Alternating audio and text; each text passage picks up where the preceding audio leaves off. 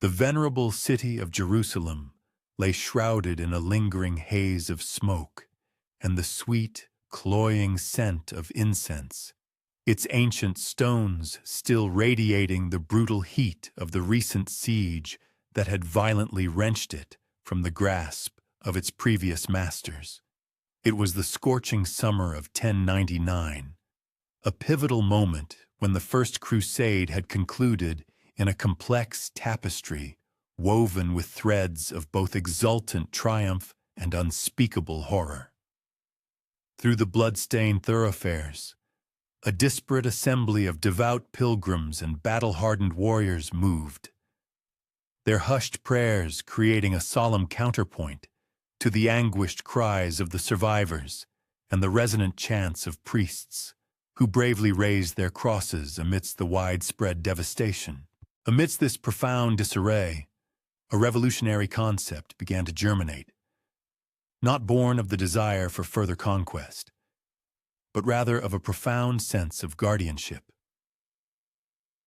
A small, resolute contingent of knights, their souls weary from the ceaseless torrent of bloodshed, yet simultaneously stirred by an unyielding sense of duty, committed themselves to a mission that transcended the conventional bounds of chivalric endeavor.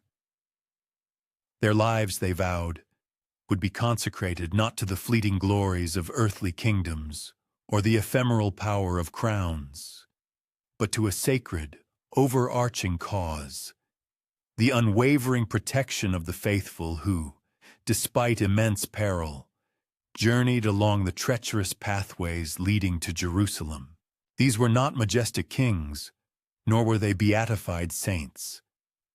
They were simply men of the sword and shield, their minds still indelibly marked by the horrific spectacles they had witnessed. Yet, in the profound silence that descended after the final clashes of battle, as the flickering glow of torches danced against the fractured walls of the holy city, they perceived an inexplicable stirring deep within their very beings. It was as if the very soil of the land had singled them out, subtly whispering promises of profound mysteries that remained, as yet, utterly unrevealed. Jerusalem had, for countless millennia, served as the enigmatic confluence of disparate worlds. Beneath its time-worn cobblestones, layer upon layer of vanquished empires lay entombed in the dust of ages, the mighty Babylonian, the expansive Persian, the sophisticated Greek, and the indomitable Roman. Whispers circulated among the populace that, even deeper still, beneath the sacred expanse of the Temple Mount, the very foundations of Solomon's legendary temple concealed untold treasures, riches beyond the wildest imaginings of any monarch. The knights, in their contemplative silence, began to ponder whether their nascent calling was merely to safeguard weary pilgrims, or if an even grander destiny had meticulously positioned them here, at what was truly considered the very navel of the world. The initial wave of crusaders had embarked on their epic journey, driven by aspirations of earthly glory and the promise of divine absolution.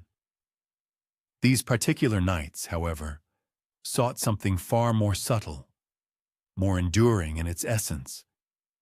They had observed the public spectacle of revered relics being paraded through the city streets, fragments believed to be from the true cross, the hallowed bones of saints. Yet an instinct deep within them suggested that even greater, more potent relics lay undisturbed, untouched by the hands of any priest. They did not, at this nascent stage, refer to themselves as Templars, nor did they yet bear the distinctive red cross. Such defining emblems would only emerge much later, after solemn vows had been articulated and stringent rules formally codified. For the present, they moved like enigmatic shadows through the fire-illuminated ruins, propelled by a purpose whose full scope they themselves had barely begun to comprehend. Beyond the city's precarious walls, the vast, desolate desert stretched without end, its profound silence punctuated only by the rhythmic beating of wings, vultures circling ominously over the very ground where mighty armies had once marched. Yet, within the confines of Jerusalem, nestled inside half-shattered chapels and dimly lit, candle-flickering chambers, the foundational threads of an extraordinary oath were slowly being interwoven. The knights convened in absolute secrecy, not within the opulent halls of powerful lords, but in the hushed proximity of the Temple Mount itself. There, by the dancing light of torches, their hands resting reverently upon their swords, they swore an unbreakable pledge, not to pursue personal wealth or territorial dominion, but to vigilantly guard, diligently search, and meticulously preserve whatever profound discoveries they might unearth, safeguarding them from the grasp of both infidel and king alike. Snow. The formidable church in Rome, at this early juncture, acknowledged their mission with little more than a polite, almost dismissive nod. Few among the ecclesiastical hierarchy at the time truly grasped the profound depth of this nascent undertaking, yet the men themselves acutely felt the immense weight of their sacred vow. Their singular purpose, they understood, had not originated from a formal papal decree, but rather from something far older, immeasurably deeper. Subtle whispers emanating from the very stones, the echoing voices of ancient prophets, and perhaps even the guiding hand of destiny itself. As night descended, and Jerusalem settled into an uneasy slumber beneath its new, often contentious rulers, the knights would embark on their silent patrols through the hallowed ruins of the temple. They would listen intently to the wind, which, funneling through the broken arches, seemed to carry the faint, ethereal sound of distant voices. Some among them swore they could discern fragmented echoes of ancient chants, murmurs from a forgotten past. Others spoke of vivid dreams that revisited them night after night, recurring visions of mysterious stairways descending deep into the earth, of ancient scrolls meticulously wrapped in gleaming gold, and of profound secrets carried not within hallowed chalices, but encoded within the very essence of blood itself. The ashes of Jerusalem, far from stifling their burgeoning faith, instead served to intensely fuel it. Here, amidst such profound devastation, the knights envisioned the extraordinary possibility of rebirth, of forging an order bound not by the transient claims of land or the accident of lineage, but by something far more elusive and potent: the pursuit of hidden knowledge, the solemn duty of guardianship, and the protection of truths deemed far too dangerous for the machinations of earthly kings. The city itself had grown quiet, yet within that profound stillness, an entirely new force had been irrevocably set in motion. An order was meticulously forming, its roots plunging deep into soil stained by centuries of relentless struggle. No one beyond their clandestine circle could possibly fathom that these men, so few in number, were destined to evolve into the most feared and enigmatic brotherhood of their entire age. And beneath Jerusalem's hallowed stones, older than the Crusades themselves, older even than the grandeur of Rome, the secrets of the past patiently awaited their hands to finally unearth them. The years that immediately followed the tumultuous conquest of Jerusalem were characterized by an unsettling tension, marked by both hard-won triumph and an ever-present, pervasive fragility. The newly established Crusader states, though hewn from blood and the very sand of the desert, stood precariously like fragile fortresses, perpetually encircled by hostile kingdoms that vehemently resisted their unwelcome presence. Still, pilgrims, undeterred by the immense dangers, continued their arduous journeys across vast oceans and scorching deserts, driven by an unshakable desperation to touch the sacred stones where Christ himself was believed to have walked. Yet, a tragic multitude of these devout travelers never reached their destination. The treacherous roads teemed with merciless raiders. The wild, untamed lands bristled with countless perils, and the extended, perilous path from the distant lands of Europe to the hallowed Holy Land was, far too often, tragically paved with profound grief. It was within this deeply uncertain and perilous era that 9 courageous knights formally bound themselves together with an even more solemn and unyielding commitment. They were men of noble birth, certainly, but possessed of an indomitable, restless spirit. Their individual names now recorded only in scattered fragments of ancient parchment, their lives already half-shrouded by an impenetrable veil of secrecy.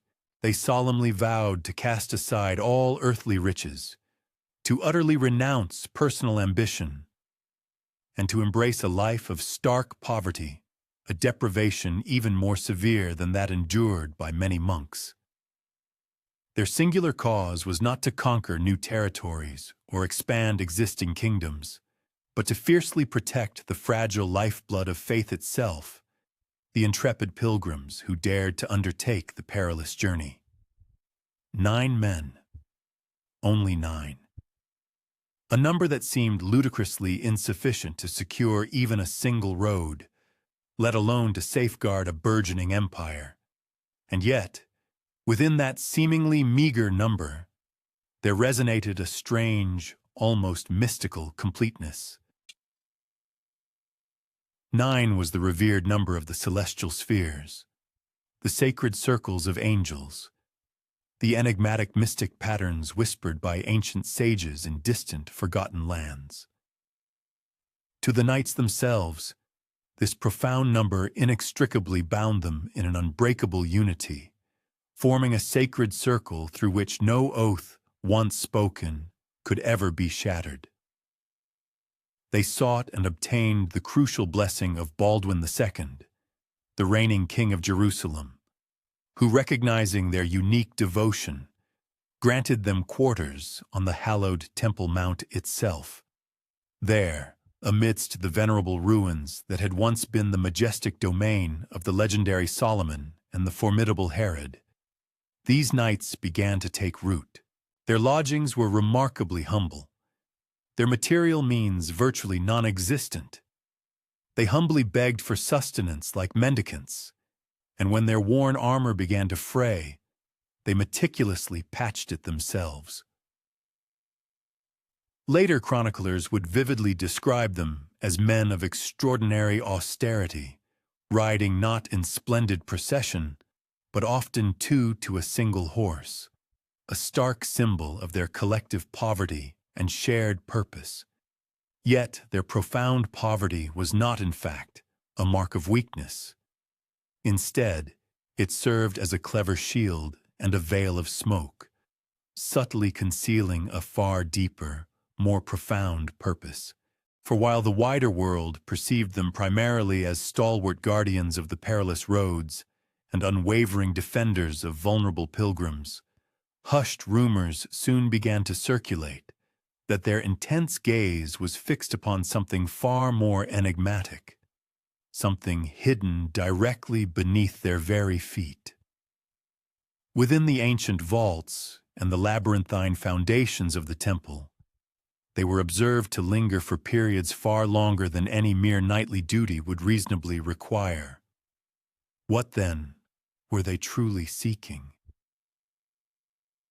Some whispered that their tireless efforts were aimed at unearthing Solomon's fabled treasure. believed to have been hidden for countless centuries. Others adamantly claimed they were diligently searching for lost scriptures, profound knowledge forgotten even by the venerable rabbis of the city. Still others fervently believed they were hunting for sacred relics of Christ himself, perhaps even the legendary Holy Grail. But to the 9 knights themselves, the true nature of their quest was spoken of only in the hushed sanctity of prayer and the profound depths of silence. Whatever profound secrets they sought, they were clearly not merely treasures of gold, but rather of ancient wisdom, perhaps even of sacred bloodlines and ancient covenants that had remained meticulously concealed for millennia. The Church, in due course, would formally grant them a definitive rule, a meticulously codified code of conduct penned by the formidable Bernard of Clairvaux, the fiery abbot whose impassioned words possessed the power to stir entire armies. But in these foundational first years, their true rule was far simpler, etched not on fragile parchment, but ingrained deep within the very marrow of their bones, to steadfastly uphold their sacred vow, to fiercely guard one another as brothers, and to meticulously keep in profound silence those truths that the wider world was simply not yet prepared to comprehend. As night again fell, the Temple Mount settled into a deep silence, the city below dark save for the scattered, lonely glow of torches. The 9 knights would gather in hushed, whispered councils, their hands resting deliberately upon their swords, which lay across ancient stone tables. They did not engage in idle chatter. Each word spoken was weighed with the gravity of an unbreakable oath. To some among them, they would admit the inherent dangers of their extraordinary calling. To others, they would confess vivid dreams that transcended mere nocturnal visions, tantalizing glimpses of hidden chambers opening beneath the very earth, of an ethereal light that burned intensely without any discernible fire, and of mysterious voices that were neither entirely human nor wholly angelic in their resonance. The rule of 9, therefore, was not merely a matter of rigid discipline. It was, in its essence, prophecy unfolding, a brotherhood born in profound secrecy, its roots deeply embedded within ancient ruins, observed by powerful kings, yet truly understood by absolutely none. Their apparent poverty made them seem innocuous, their outward humility often dismissed by the arrogant lords of the land. And yet, subtly, in their quiet shadow, a new and formidable power was steadily forming, an order bound not to the fickle whims of kings or the decrees of priests, but to the very hidden, sacred heart of Jerusalem itself. The bustling streets of the city knew remarkably little of these 9 enigmatic knights, who moved through their midst in such profound silence. But deep within their resolute hearts, a potent seed had been irrevocably planted, one that, in the fullness of time, would inevitably burgeon into a vast and fearsome tree, its intricate roots stretching far beyond the confines of the Holy Land, its mighty branches reaching even into the farthest, most remote corners of the known world. For now, they were only 9, a mere handful, yet destiny had already unequivocally chosen them as the ultimate keepers of something far greater than themselves, something the Church itself might one day desperately strive to erase from memory. The majestic Temple Mount stood as an enduring crown of ancient stone, proudly overlooking Jerusalem. Its venerable walls, scarred by countless conflicts yet remarkably unbroken, served as a profound monument, older than even the city's most recent conquerors.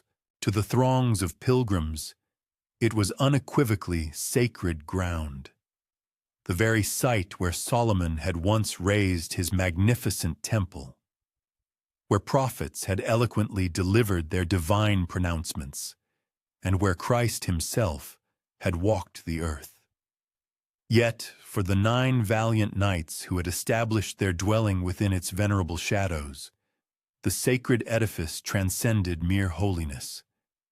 It manifested as an intricate labyrinth, a profound threshold separating the mundane from the mystical, an enigmatic riddle meticulously etched into ancient stone, persistently imploring decipherment and resolution. During the bright hours of daylight, these dedicated men conscientiously discharged their responsibilities as vigilant custodians.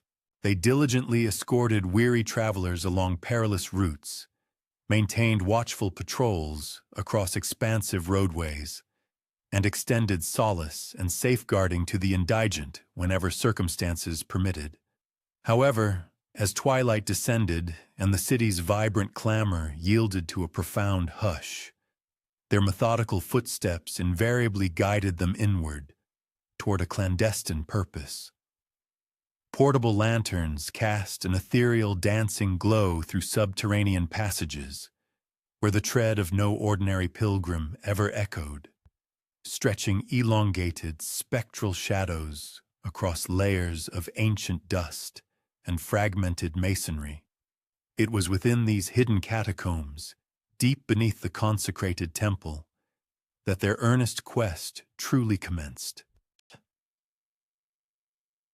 Historical chronicles, regrettably, offer scant elucidation regarding the precise nature of their arduous pursuit, and even less concerning the specifics of their ultimate discoveries. Nevertheless, hushed rumors began to propagate and intensify even within the span of their own earthly existence. Certain accounts asserted that they excavated profound depths beneath the hallowed mount, meticulously forcing open long-dormant chambers that had remained hermetically sealed since the venerable era of King Solomon. Other narratives posited that they unearthed venerable scrolls inscribed in tongues predating both classical Greek and ancient Hebrew, replete with intricate celestial diagrams and hallowed appellations that even the most audacious clerics would shrink from articulating. A select few, emboldened by their conviction, ventured to insinuate that tangible remnants of the Ark of the Covenant itself, its sacred rods and its inscribed tablets, perhaps even luminous fragments of its divine splendor, had been beheld by the discerning eyes of the Templars. The veracity inherent in these captivating conjectures remains, to this day, uncorroborated by any verifiable historical documentation. Despite the historical void, intriguing indicators began to manifest with undeniable clarity. The very knights who had, until recently, endured a life characterized by profound austerity and financial destitution, commenced attracting a burgeoning multitude of influential benefactors from across the vast expanse of Europe. Aristocratic nobles, with unwavering trust, bestowed upon them considerable tracts of valuable land. Monarchs, recognizing their burgeoning influence, extended significant royal favors, while grateful pilgrims lauded their remarkably enigmatic efficacy in various endeavors. It appeared unequivocally as though unseen, benevolent hands were meticulously orchestrating their ascent, channeling an inexplicable surge of prosperity in their direction, as if an intrinsic power emanated from the very bedrock beneath the venerable temple, subtly infusing itself into the destinies of its dedicated custodians. Within the solemn embrace of the subterranean stone vaults, the knights would frequently prostrate themselves, their weighty martial armor reverently set aside, their bare hands gently communing with the ancient earth itself.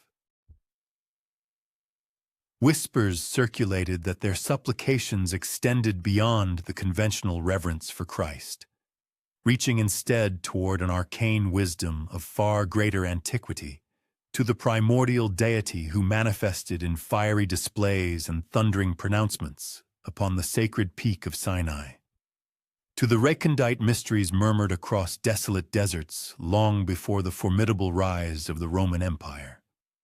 Their customary silence deepened into an almost palpable solemnity, and their gazes acquired an increasingly remote, introspective quality.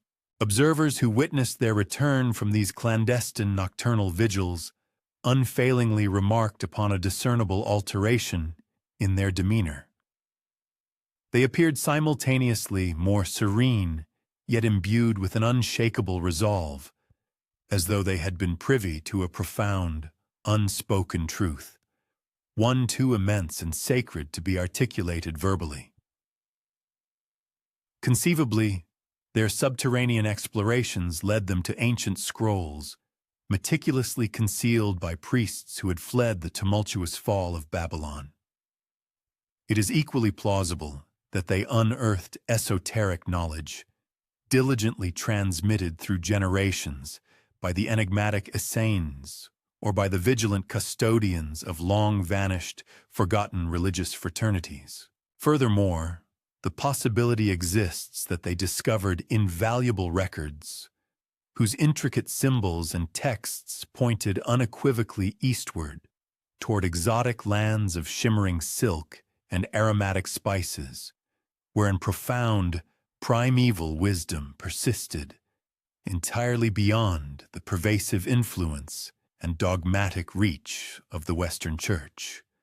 Irrespective of the specific artifacts they physically handled or the profound insights they intellectually assimilated, these experiences forged an unbreakable bond among them, a pact of secrecy far more profound than any mere sworn oath, surpassing even the hallowed ties of fraternal kinship.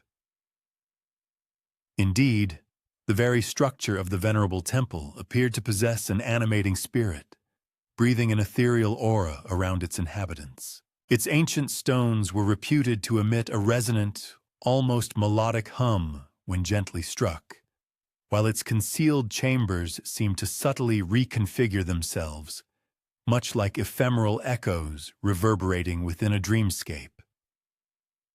On numerous occasions, devout pilgrims recounted witnessing faint, inexplicable luminaries glowing within its lofty windows during the deepest hours of night, despite the undeniable fact that no conventional candles were ever maintained alight within. Still others reported perceiving unusual, almost haunting harmonies, carried delicately upon the evening breeze, as if the sacred mount itself were wistfully recalling a forgotten, resonant melody from an epoch long since past. For these 9 extraordinary nights, the revered city of Jerusalem had metamorphosed into something far grander than a mere urban center. It stood as a veritable gateway, a portal to profound revelations, and they, its designated and devoted guardians. The invaluable treasures they so diligently pursued were not solely limited to tangible relics crafted from wood and stone, but encompassed fundamental truths capable of profoundly reconfiguring the very foundations of established faith. Nevertheless, they possessed an acute awareness of the inherent perils. To openly disclose such monumental discoveries would assuredly invite not veneration, but rather widespread apprehension, a palpable fear emanating from monarchs who perceived their temporal power potentially diminishing, and a profound anxiety from ecclesiastic priests who saw their sacred authority unequivocally imperiled. Consequently, they maintained an unwavering silence. The extraordinary findings concealed beneath the temple's ancient foundations would not be paraded in grand public processions, nor would they be ostentatiously exhibited upon sacred altars. Instead, they were to be meticulously safeguarded in absolute secrecy, committed to the collective memory of the order, subtly conveyed through hushed counsel, and meticulously hidden away until such a time as the world was deemed sufficiently prepared to comprehend them, or conversely, until humanity had entirely consigned them to oblivion. High above their subterranean endeavors, the vibrant city hummed with life, simultaneously thriving in its daily routines and subtly trembling with the undercurrents of political and spiritual tension. Merchants busily conducted their commerce, priests intoned their ancient chants, and soldiers marched with disciplined precision.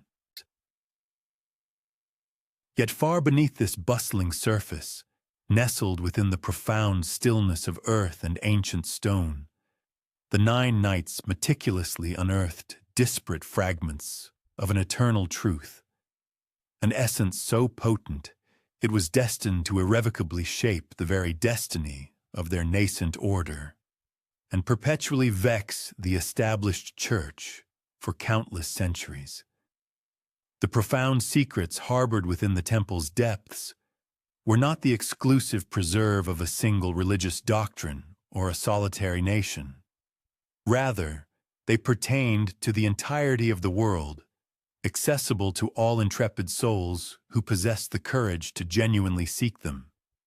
And in that transformative instant, these 9 ordinary knights transcended their initial role as mere protectors of pilgrims.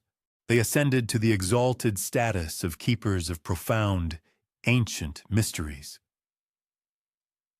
These were mysteries that, once brought to light, promised to reverberate with far-reaching consequences across entire continents, igniting both an awe-inspiring sense of wonder and an unsettling undercurrent of dread. The monumental revelations unearthed beneath the sacred Temple Mount imposed a considerable and solemn burden upon the consciousness of the 9 dedicated knights. Their initial sworn duty had been far more straightforward, merely to safeguard the passage of devout pilgrims. Now, however, they found themselves having unexpectedly stumbled upon the disparate fragments of an infinitely more ancient and intricate cosmic puzzle, individual pieces of a grand narrative that had been meticulously scattered across millennia and countless sovereign kingdoms. The venerable parchments and enigmatic relics they had meticulously examined spoke in hushed tones of an expansive, uncharted world that lay far beyond the geographical and ideological confines of Christendom. A realm where profound wisdom and diverse forms of spiritual devotion had thrived and flourished long before the advent of the Crusades or the construction of Europe's magnificent cathedrals. During that particular epoch, Jerusalem served as a bustling confluence point, where a continuous stream of merchants and intrepid travelers converged, their vast caravans laden with an opulent bounty of shimmering silks, exotic spices, and precious jewels. These intrepid voyagers originated from distant and famed metropolises such as Damascus, from the ancient city of Antioch, and from the vibrant maritime ports of Alexandria. Their journeys extended even further, from legendary urban centers bearing names like Samarkand, Bukhara, and Kashgar. They transported not merely valuable commodities, but also an intangible cargo of intriguing rumors and captivating narratives, tales of formidable empires that stretched seemingly interminably beyond the known horizon, realms where majestic rivers, considerably broader than any found within the European continent, gleamed with the reflective brilliance of polished mirrors beneath resplendent foreign skies. The astute knights, with an insatiable intellectual curiosity, attentively absorbed these narratives in the bustling marketplaces and within the hushed sanctity of their private chambers, illuminated by the soft glow of oil lamps. They intently leaned closer, their attention captivated as the experienced traders recounted vivid descriptions of the distant East.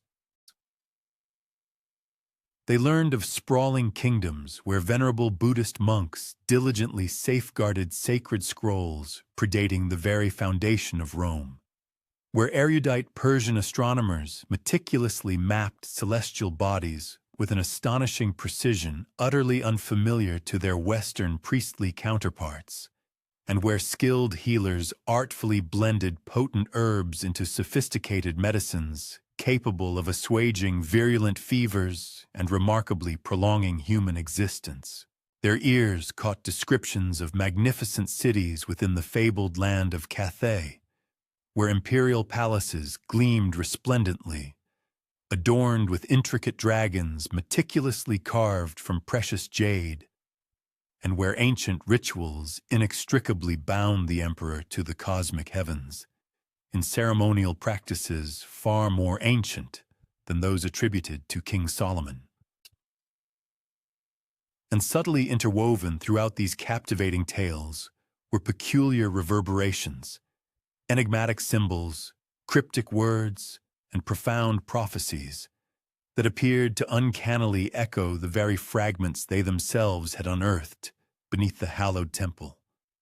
A celestial star destined for a future reappearance, a venerable bloodline bearing a divine inheritance, and a sacred vessel conceptualized not as an artifact of precious gold, but as a living, sentient being. These were, in essence, the identical whispers, yet articulated by a multitude of different tongues, traversing vast deserts and towering mountain ranges. The legendary Silk Roads, therefore, transcended their conventional function as mere conduits for commercial exchange. They represented, in a more profound sense, the very arteries of the world, meticulously conveying not only valuable material goods, but also an invaluable cargo of profound knowledge, diverse spiritual beliefs, and carefully guarded secrets. A single, intrepid caravan, while visibly transporting fragrant cinnamon and golden saffron, might simultaneously bear ancient scrolls inscribed in intricate languages that the scholars of Europe were, at that juncture, entirely incapable of deciphering. A solitary, seasoned traveler could readily bring forth captivating tales of magnificent temples meticulously carved directly into sheer cliff faces, or of enigmatic hidden brotherhoods whose adherents dedicated themselves to the comprehensive study of both celestial bodies and the intricate depths of the human soul. For the discerning knights, these sprawling thoroughfares appeared less as conventional paths of mundane commerce and more akin to vital, pulsating veins of profound mystery, intricately binding the distant East and the familiar West in a pervasive, shared sense of unspoken understanding and profound silence. As darkness enveloped the sacred precincts, within the hushed confines of their quarters situated atop the venerable Temple Mount, the knights meticulously unrolled fragmented scraps of ancient parchment, their fingers reverently tracing intricate lines and enigmatic symbols whose full meaning they could, as yet, only dimly apprehend. Some conjectured that these were not conventional maps depicting familiar terrestrial landscapes, but rather arcane charts illustrating profound intellectual and spiritual roots extending deep into the vast continent of Asia. There were unmistakable markings that seemed to indicate directions far beyond the ancient city of Antioch, further still past the rugged terrain of Armenia, and even beyond the historical boundaries of Persia itself, pointing toward legendary kingdoms often shrouded in the mists of cloud and whispered rumor. One particular name persistently resurfaced in their hushed discussions: Cathay. For the majority of people in Europe, Cathay remained a mere figment of myth, a fabled, fantastical realm situated at the very periphery of the known world. However, for those who lent an attentive ear to the seasoned merchants, its existence was unequivocally tangible. Its formidable emperors governed with a dynastic power that predated the very foundation of Rome, and its sagacious scholars diligently preserved arcane secrets that the ecclesiastical priests of Europe could scarcely have conceived. A profound question began to form in their collective consciousness. Was it conceivable that the profound wisdom they had so astonishingly unearthed beneath King Solomon's temple had, at some distant point in history, originated from that very land, painstakingly conveyed across vast, unforgiving deserts by the hands of long-forgotten emissaries? The astute knights found themselves utterly unable to disregard the emerging and compelling pattern. It was as if the very spirit of the temple itself was subtly orienting their perceptions eastward, gently yet persistently urging them to embark upon a profound intellectual journey, tracing the intricate trail of ancient wisdom back to its primordial source. Nevertheless, their solemn obligations firmly anchored them, for the time being, to the sacred city of Jerusalem. They remained steadfast in their consecrated vows, diligently executing their prescribed duties and maintaining their profound, disciplined silence. Yet, deep within their innermost hearts, the allure of the fabled Silk Roads had already exerted an irresistible pull. The world, they now intuitively understood, was immeasurably vaster and more intricate than the prevailing doctrines of Christendom had ever suggested. And within that immense breadth, the knights acutely perceived the potential existence of hitherto unknown allies, unfathomable mysteries, and perhaps even venerable guardians who had traversed parallel spiritual paths long before the raising of the cross of Christ. While the venerable church in Rome steadfastly maintained its fervent conviction that it constituted the undisputed epicenter of universal faith, the subtle, profound whispers emanating from the temple's depths intimated a radically different reality. The true spiritual nucleus, they suggested, resided simultaneously everywhere and nowhere, intricately interwoven across the expansive tapestry of deserts, towering mountains, and boundless seas. In the mesmerizing flicker of torchlight, as countless caravans traversed the distant horizon, appearing like terrestrial constellations of dancing lanterns, the Templars found themselves immersed in vivid dreams of the uncharted realms that lay tantalizingly beyond. They were no longer merely the dedicated knights sworn to the protection of Jerusalem. They had evolved into profound seekers, summoned by an ethereal, ancient song carried effortlessly upon the invigorating winds of the East.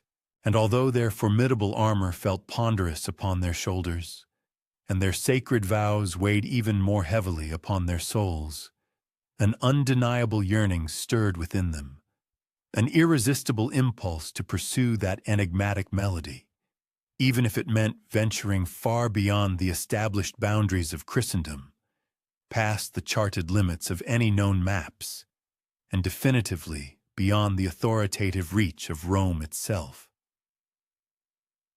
The bustling markets of Jerusalem pulsed with an invigorating vibrancy, alive with a cacophony of diverse voices, each one an audible conduit for a captivating fragment of distant, exotic worlds.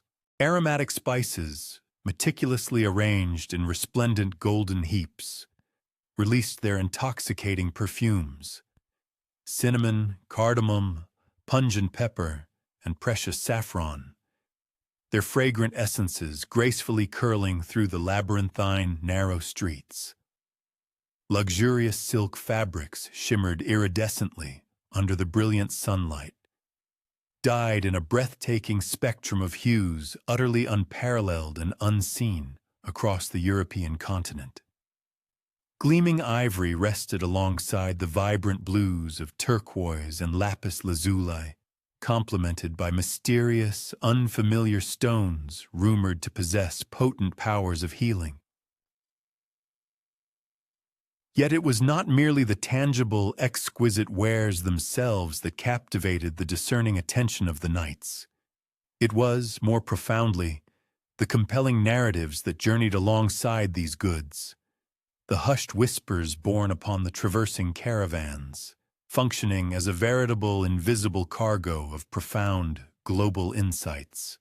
The merchants, a resilient breed of travelers, were individuals forged by the relentless desert sun and intimately acquainted with nights spent beneath a canopy of innumerable stars. Gathered around their flickering campfires, they recounted sagas that transcended the bounds of any holy scripture. They spoke of majestic mountain ranges where venerable sages resided in secluded caverns, meticulously inscribing ancient scrolls with brushes dipped in an ink crafted from fine soot and ash. Their narratives also painted vivid pictures of rivers so immense that vessels could seemingly vanish upon their surface, as if utterly consumed by the vastness of an ocean. Furthermore, they detailed towering observatories where learned Persian astrologers meticulously monitored the celestial expanse using sophisticated instruments entirely unknown to European scholars, assiduously charting the intricate cycles of stars that were believed to foretell both the rise of empires and their inevitable downfall. The knights, attentive and contemplative, listened intently, despite the formidable armor they wore and the solemn vows they had sworn. They were men possessed of inquisitive and restless intellects, now keenly receptive to the subtle currents of profound mystery that permeated the air. They gradually began to discern recurring symbols woven across disparate cultures, intricate circles nested within other circles, a cross elegantly integrated within a star, and a chalice that did not exclusively denote a drinking vessel, but at times symbolized a womb, a sacred receptacle of life itself. These fragmented insights resonated deeply with the revelations they had unearthed beneath the temple, ancient scripts that spoke of a profound covenant, not etched in rigid stone, but embodied within the very essence of flesh, a sacred bloodline concealed, much like a precious treasure, in plain sight. From the distant reaches of the Orient, tidings arrived concerning venerable guardians, Buddhist monks who diligently preserved sacred texts of such immense antiquity that they predated the catastrophic fall of Babylon. From the sophisticated lands of Persia, word circulated about magi whose unparalleled mastery of medicine and celestial mechanics far surpassed the most ambitious intellectual aspirations of scholars in esteemed centers like Paris or Rome. And from the southern metropolis of Alexandria, learned academicians whispered tales of legendary libraries, though tragically consumed by fire, were not entirely lost. Precious scrolls secretly conveyed across vast deserts, their fragments safeguarded by itinerant wanderers who exchanged profound knowledge with the same assiduity that others traded exotic spices. Each passing caravan, therefore, served as a veritable mobile repository of wisdom. Not every merchant, however, fully comprehended the profound significance of the intellectual cargo they transported. Some ancient scrolls were regrettably bartered as mere curiosities, their peculiar markings on parchment intended solely to ornament a noble's private chamber. Yet others, recognized only by the select few who possessed the necessary erudition, constituted treasures immeasurably more valuable than gold. texts whose transformative words held the power to fundamentally alter humanity's perception of the celestial realms, the very essence of the soul, and even the divine nature of God. Consequently, the Templars began to perceive their overarching mission through a profoundly altered lens.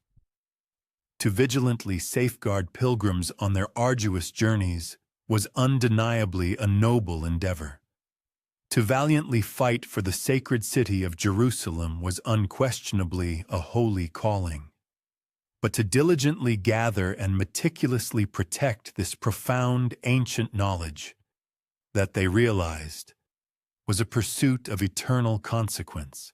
While robust steel could effectively defend a kingdom for a mere generation, timeless wisdom possessed the enduring capacity to safeguard the entirety of humanity for all ages.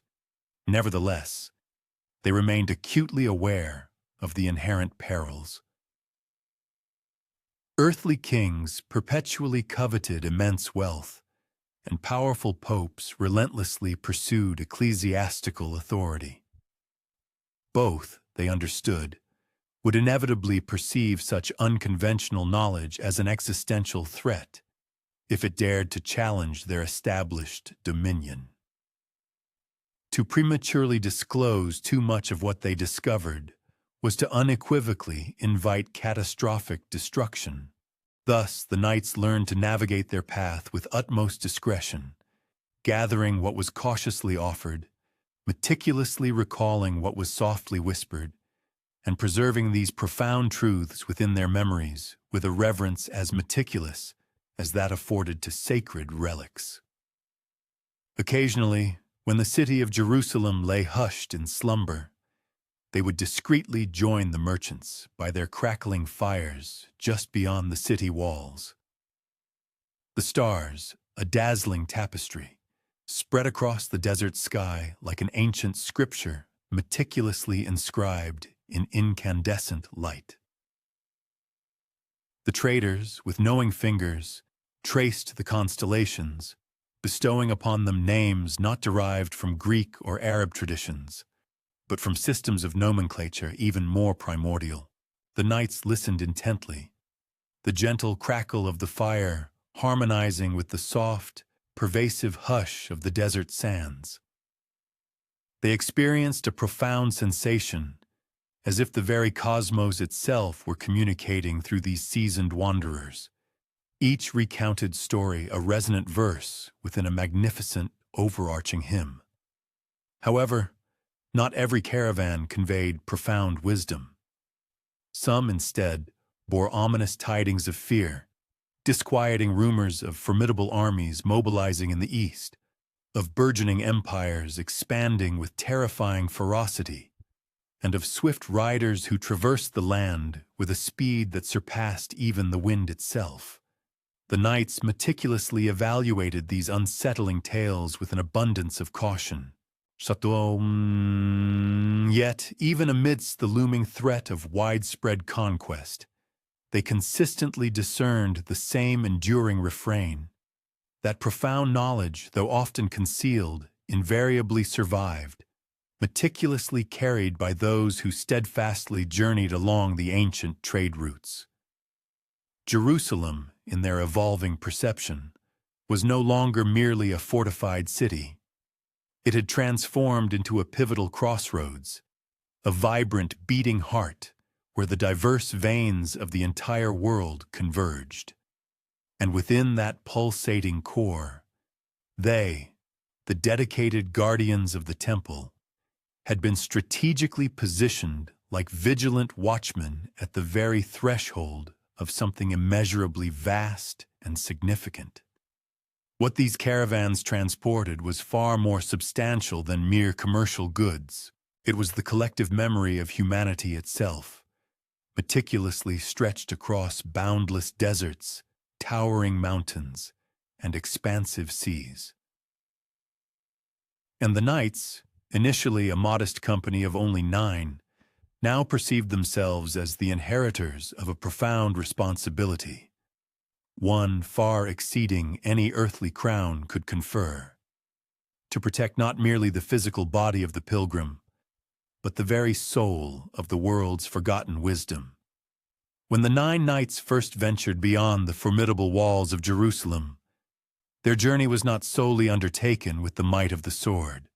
Their chosen path led them northward into a realm of magnificent cities, where gleaming domes shimmered under the golden sunlight, where intricate calligraphy gracefully adorned ancient stone facades, and where soft lamplight gently diffused through courtyards fragrant with the intoxicating scent of jasmine.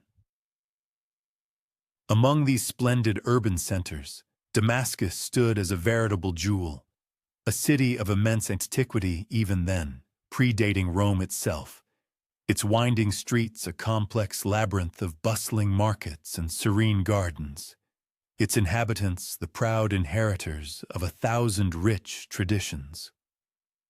The knights made their ingress with circumspection, their distinctive red crosses discreetly concealed beneath their unassuming cloaks.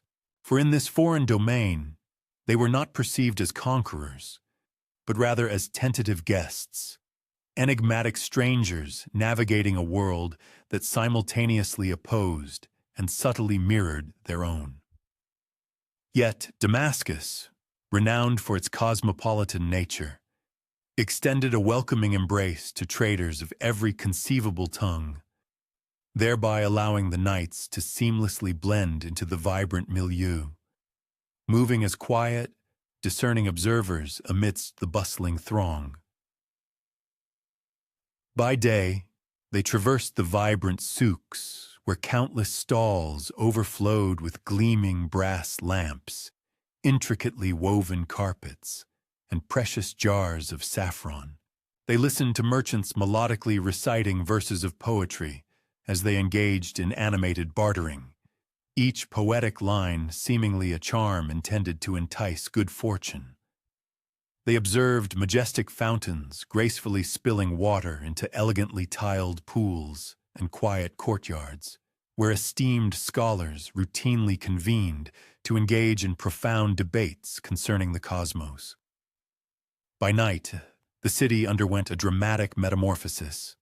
The soft glow of oil lamps punctuated the narrow streets like nascent constellations, and ethereal music drifted gently from behind intricately carved wooden screens.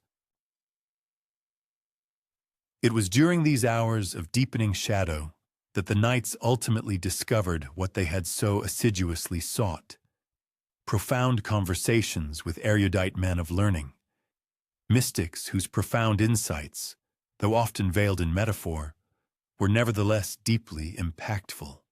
In dimly lit chambers, they found themselves seated beside revered Sufi sages who eloquently articulated the concept of the human heart as a luminous mirror reflecting the divine essence of God, and of knowledge residing not exclusively within the pages of books, but profoundly embedded in silence, in the controlled rhythm of breath, and in the cadence of life itself. The knights, accustomed to the rigid and formalized prayers of the Latin Church, found themselves unexpectedly stirred by the mesmerizing Sufi chants that rose and fell with the rhythmic ebb and flow of tides, voices circling in repetitive harmony until the very perception of time seemed to dissolve into an ethereal timelessness.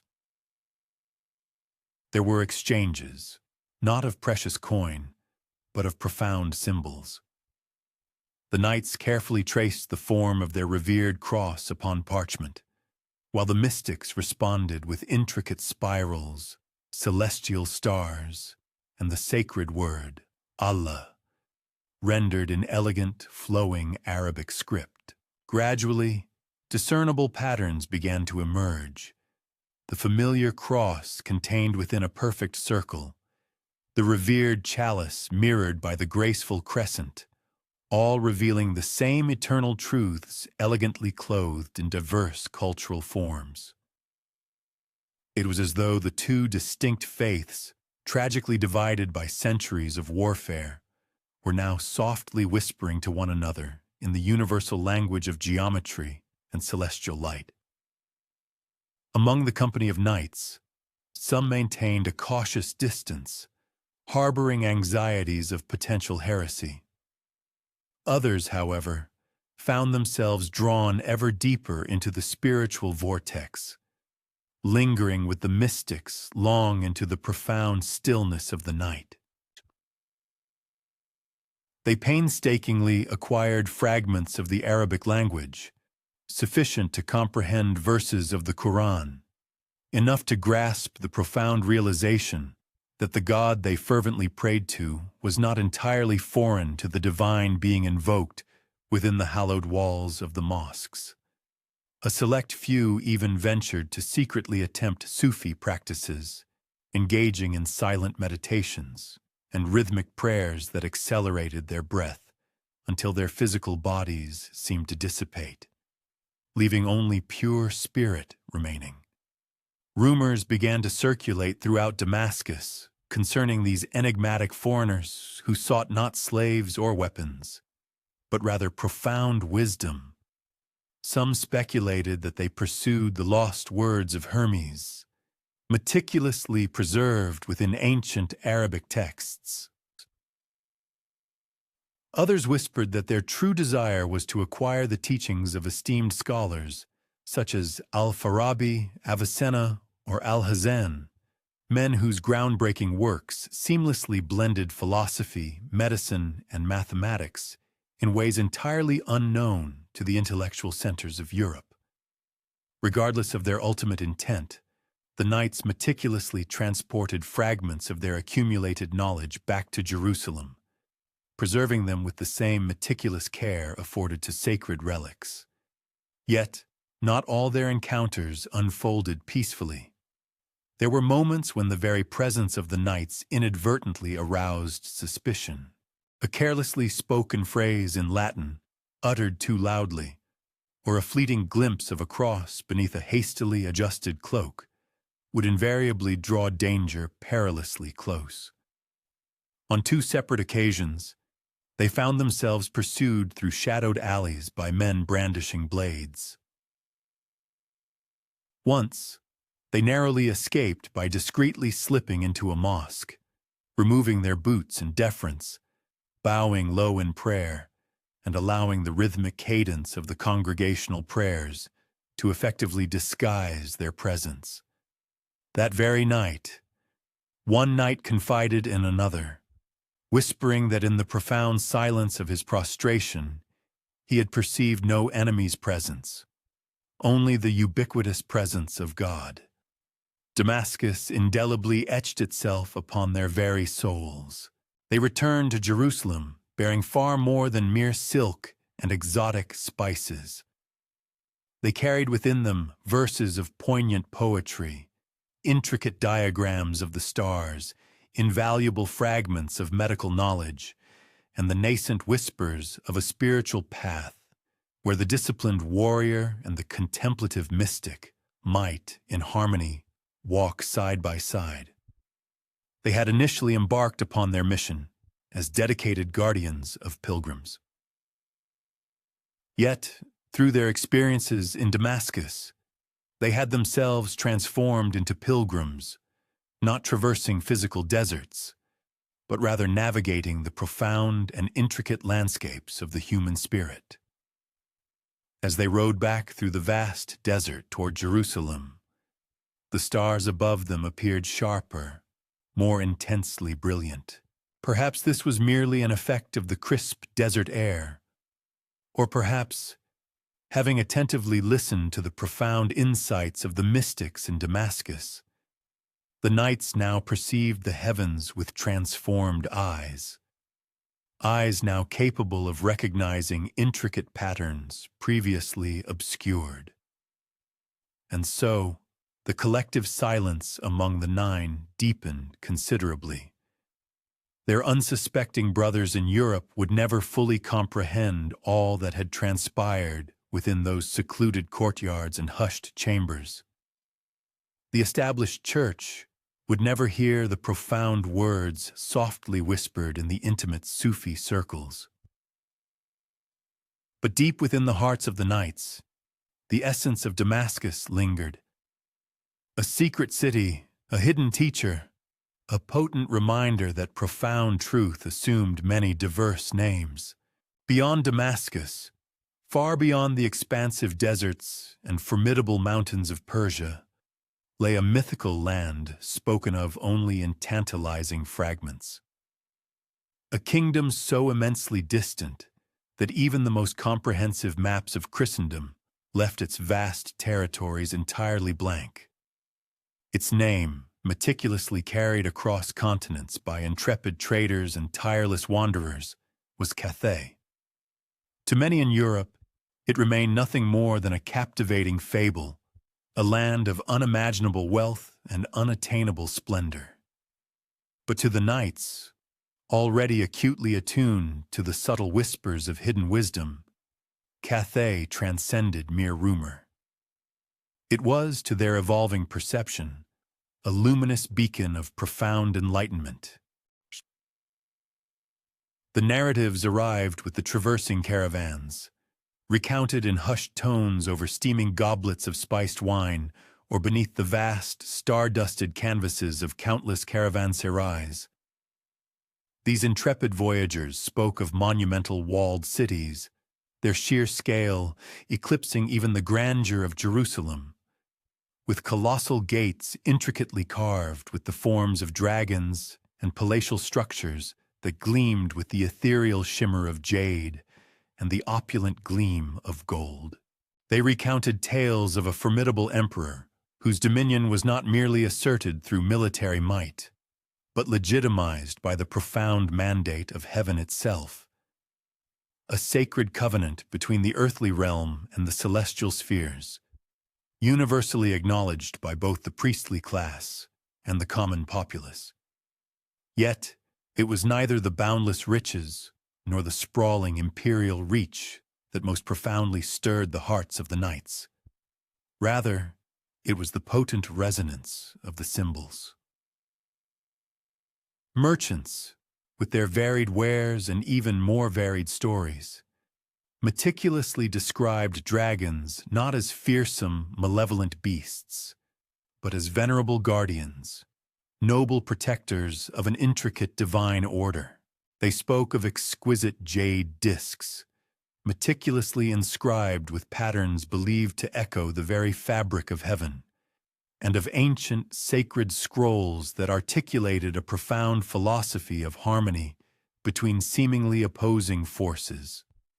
The delicate interplay of yin and yang, the stark contrast of dark and light, the complementary nature of male and female.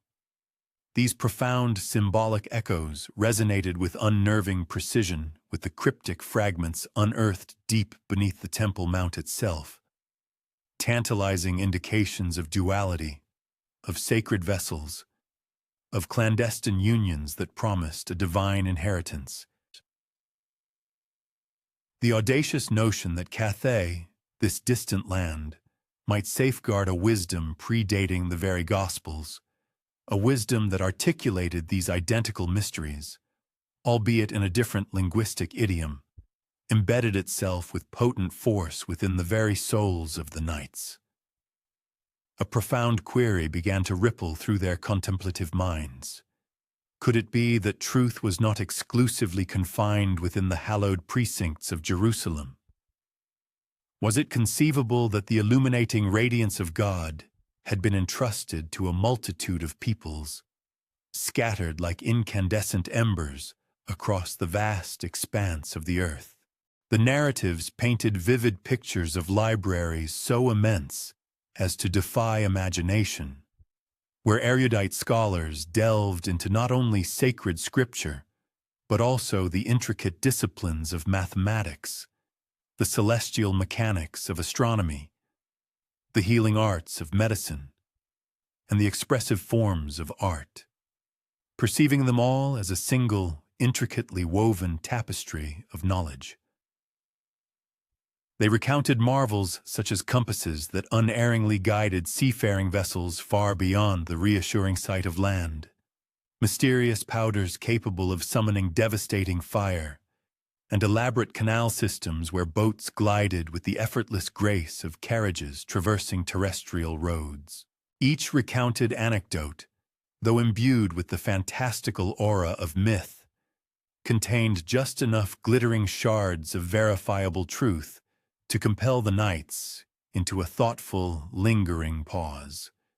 Amidst this rich tapestry of narratives, one particular account emerged, stranger and more enigmatic than the rest.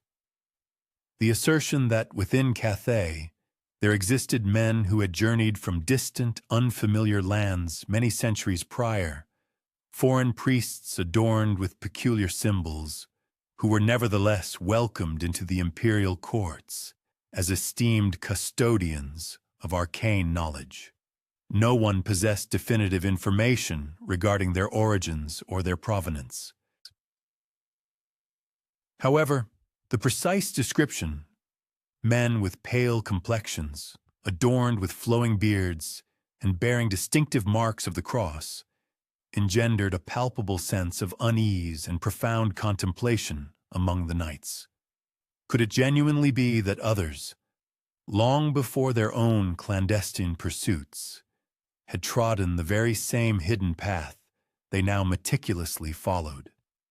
As twilight descended, cloaking the Temple Mount in its nocturnal embrace, the knights gathered within the hushed confines of their chambers, diligently scrutinizing maps painstakingly scratched in charcoal upon aged parchment. Their fingers meticulously traced the arduous eastward routes, paths that meandered past the ancient heart of Persia, traversed the formidable Oxus River, wound through the towering peaks of the Pamirs, until they finally reached the boundless plains where the thunderous hooves of Mongol riders held sway. Beyond these formidable frontiers, they were informed, lay the enigmatic realm of Cathay. Few Europeans had ever witnessed its splendor, and fewer still had returned to recount its wonders. Yet the persistent whispers of Cathay resonated with an ever-increasing insistence, akin to the distant rhythmic beat of a tribal drum. For the knights, this distant land transcended the mere realm of fable. It gradually solidified into a crucial key, integral to unlocking the intricate puzzle that was steadily unfurling before their very eyes. If the sacred relics concealed beneath Solomon's temple subtly hinted at a profound wisdom that predated even the venerable foundations of Rome, then perhaps Cathay represented its complementary other half, a profound mirror reflecting that same truth across the vast expanse of the world. And so, despite their solemn oath and unwavering duty to safeguard the pilgrims journeying to Jerusalem, the Templars began to harbor fervent aspirations of embarking on even more extensive voyages.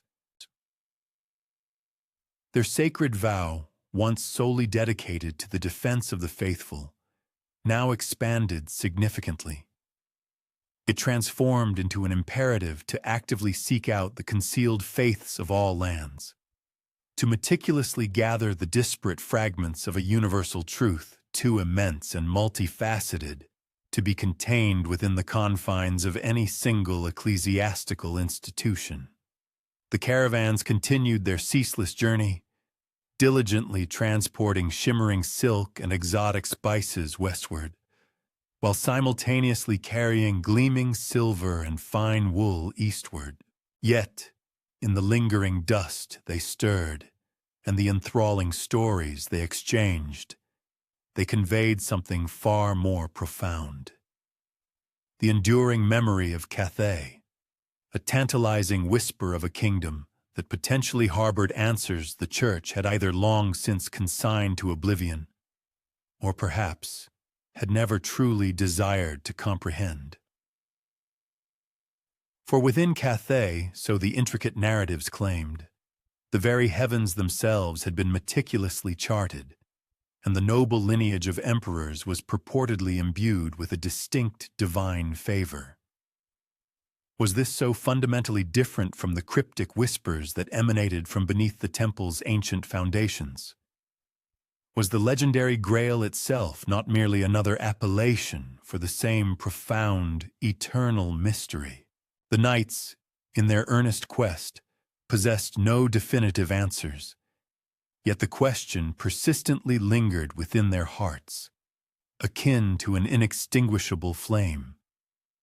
And within the incandescent glow of that very flame, Cathay transcended its status as a mere fable. It irrevocably became destiny. Amidst the myriad rumors that continuously circulated through the bustling ports and across the desolate deserts, one particular tale resonated with a weightier significance than all the others combined.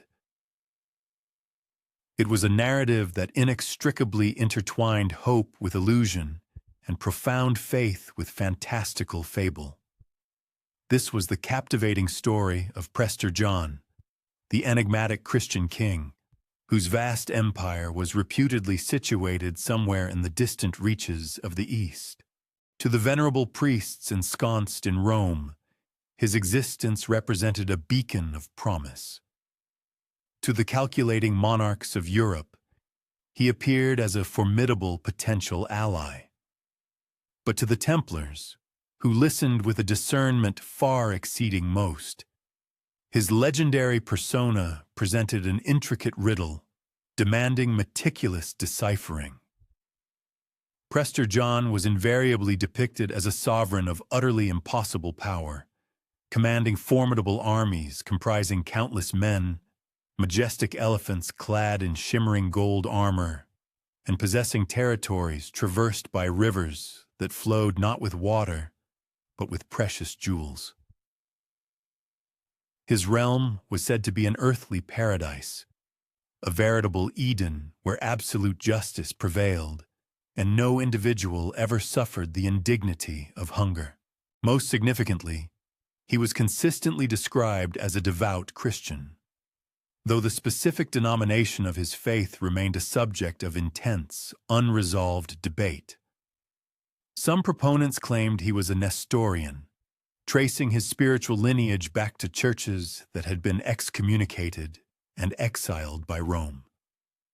Others firmly believed he represented the last enduring remnant of Thomas the Apostle's historic mission to the distant lands of India. Still others theorized that he was not a singular individual, but rather a hereditary title passed down from one sagacious ruler to the next, serving as a perpetual guardian of a hidden kingdom situated far beyond the meticulously charted maps of Christendom. Letters, purporting to be personally authored by Prester John himself, began to clandestinely appear across Europe. These missives eloquently articulated his profound devotion to Christ and his fervent desire to forge alliances with Western monarchs in a unified front against the infidel. They boldly promised invaluable alliances, untold treasures, and the initiation of a new crusade that would decisively shatter the enduring strength of Islam forever. The popes devoured these letters with unbridled eagerness, while kings perused them with a calculating, strategic eye. Yet, the Templars, who had intimately conversed with seasoned merchants returning from the East and had keenly absorbed whispers by flickering firelight, possessed the insight to discern the true nature of these gilded promises. For the knights were already intimately acquainted with the existence of kingdoms where resilient Christian communities quietly endured. The ancient Syriac churches nestled within Mesopotamia, the devout Thomas Christians residing along the Malabar coast, and even faint, intriguing echoes of crosses meticulously carved into ancient stones in other distant lands. They recognized that these narratives possessed genuine historical roots, but they also understood the inherent ease with which such roots could become intricately twisted and embellished into pervasive legend. A more profound question began to germinate within their introspective minds. What if Prester John was not, in fact, a king of formidable armies at all, but rather a potent symbol of something far more ancient and enduring? What if his elaborate story subtly concealed not a resplendent throne of gold, but rather a clandestine alliance of hidden knowledge, a brotherhood of keepers of a sacred tradition that the Church of Rome had, in its dogmatic fervor, long since cast aside? In the bustling souks of Damascus, they had overheard Sufi mystics speak of ethereal saints who traversed the earth unseen, silently wandering the world, subtly guiding the destinies of men without ever revealing their true identities. In the ancient bazaars of Persia, merchants recounted tales of vigilant guardians of secret books, individuals who moved discreetly from city to city, painstakingly preserving invaluable wisdom. Could Prester John, then, be the Christian echo of these very same hidden brotherhoods? An idea meticulously cloaked in royal splendor, designed to render it palatable to the ambitions of kings, but in its profound essence, something far more subtle and profound. The Templars, in their contemplative observations, grew increasingly cautious. They were acutely aware of the Church's fervent desire to seize upon the legend of Prester John, to meticulously mold his burgeoning myth into a potent spiritual and political weapon. If he were a verifiable living monarch, Rome would undoubtedly demand his immediate and unconditional submission.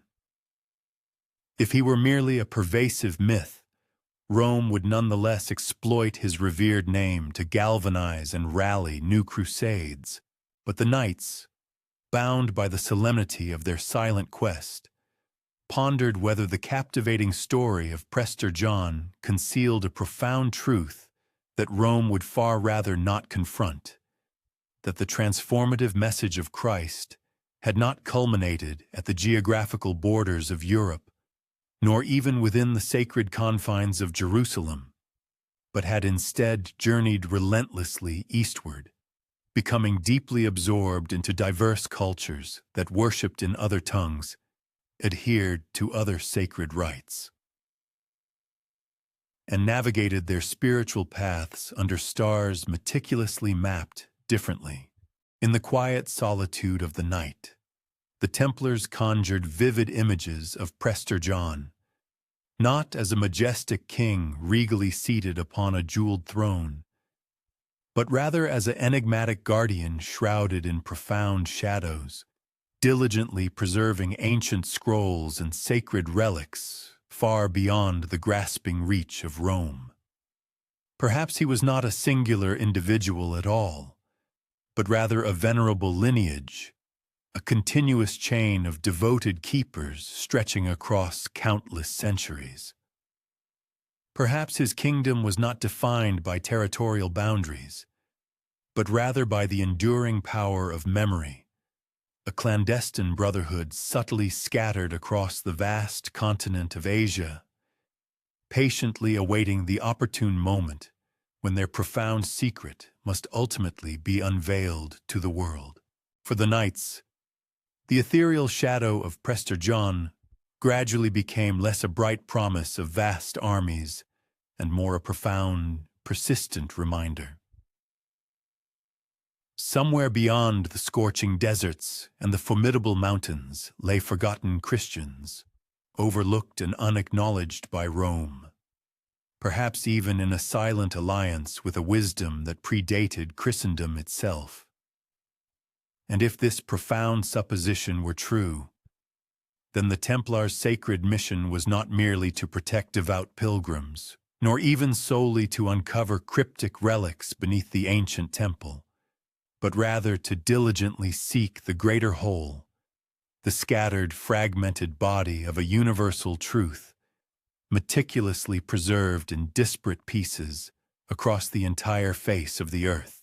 The Venerable Church spoke of Prester John with a radiant, almost messianic hope, vividly imagining grand banners unfurling and triumphant crusades being launched.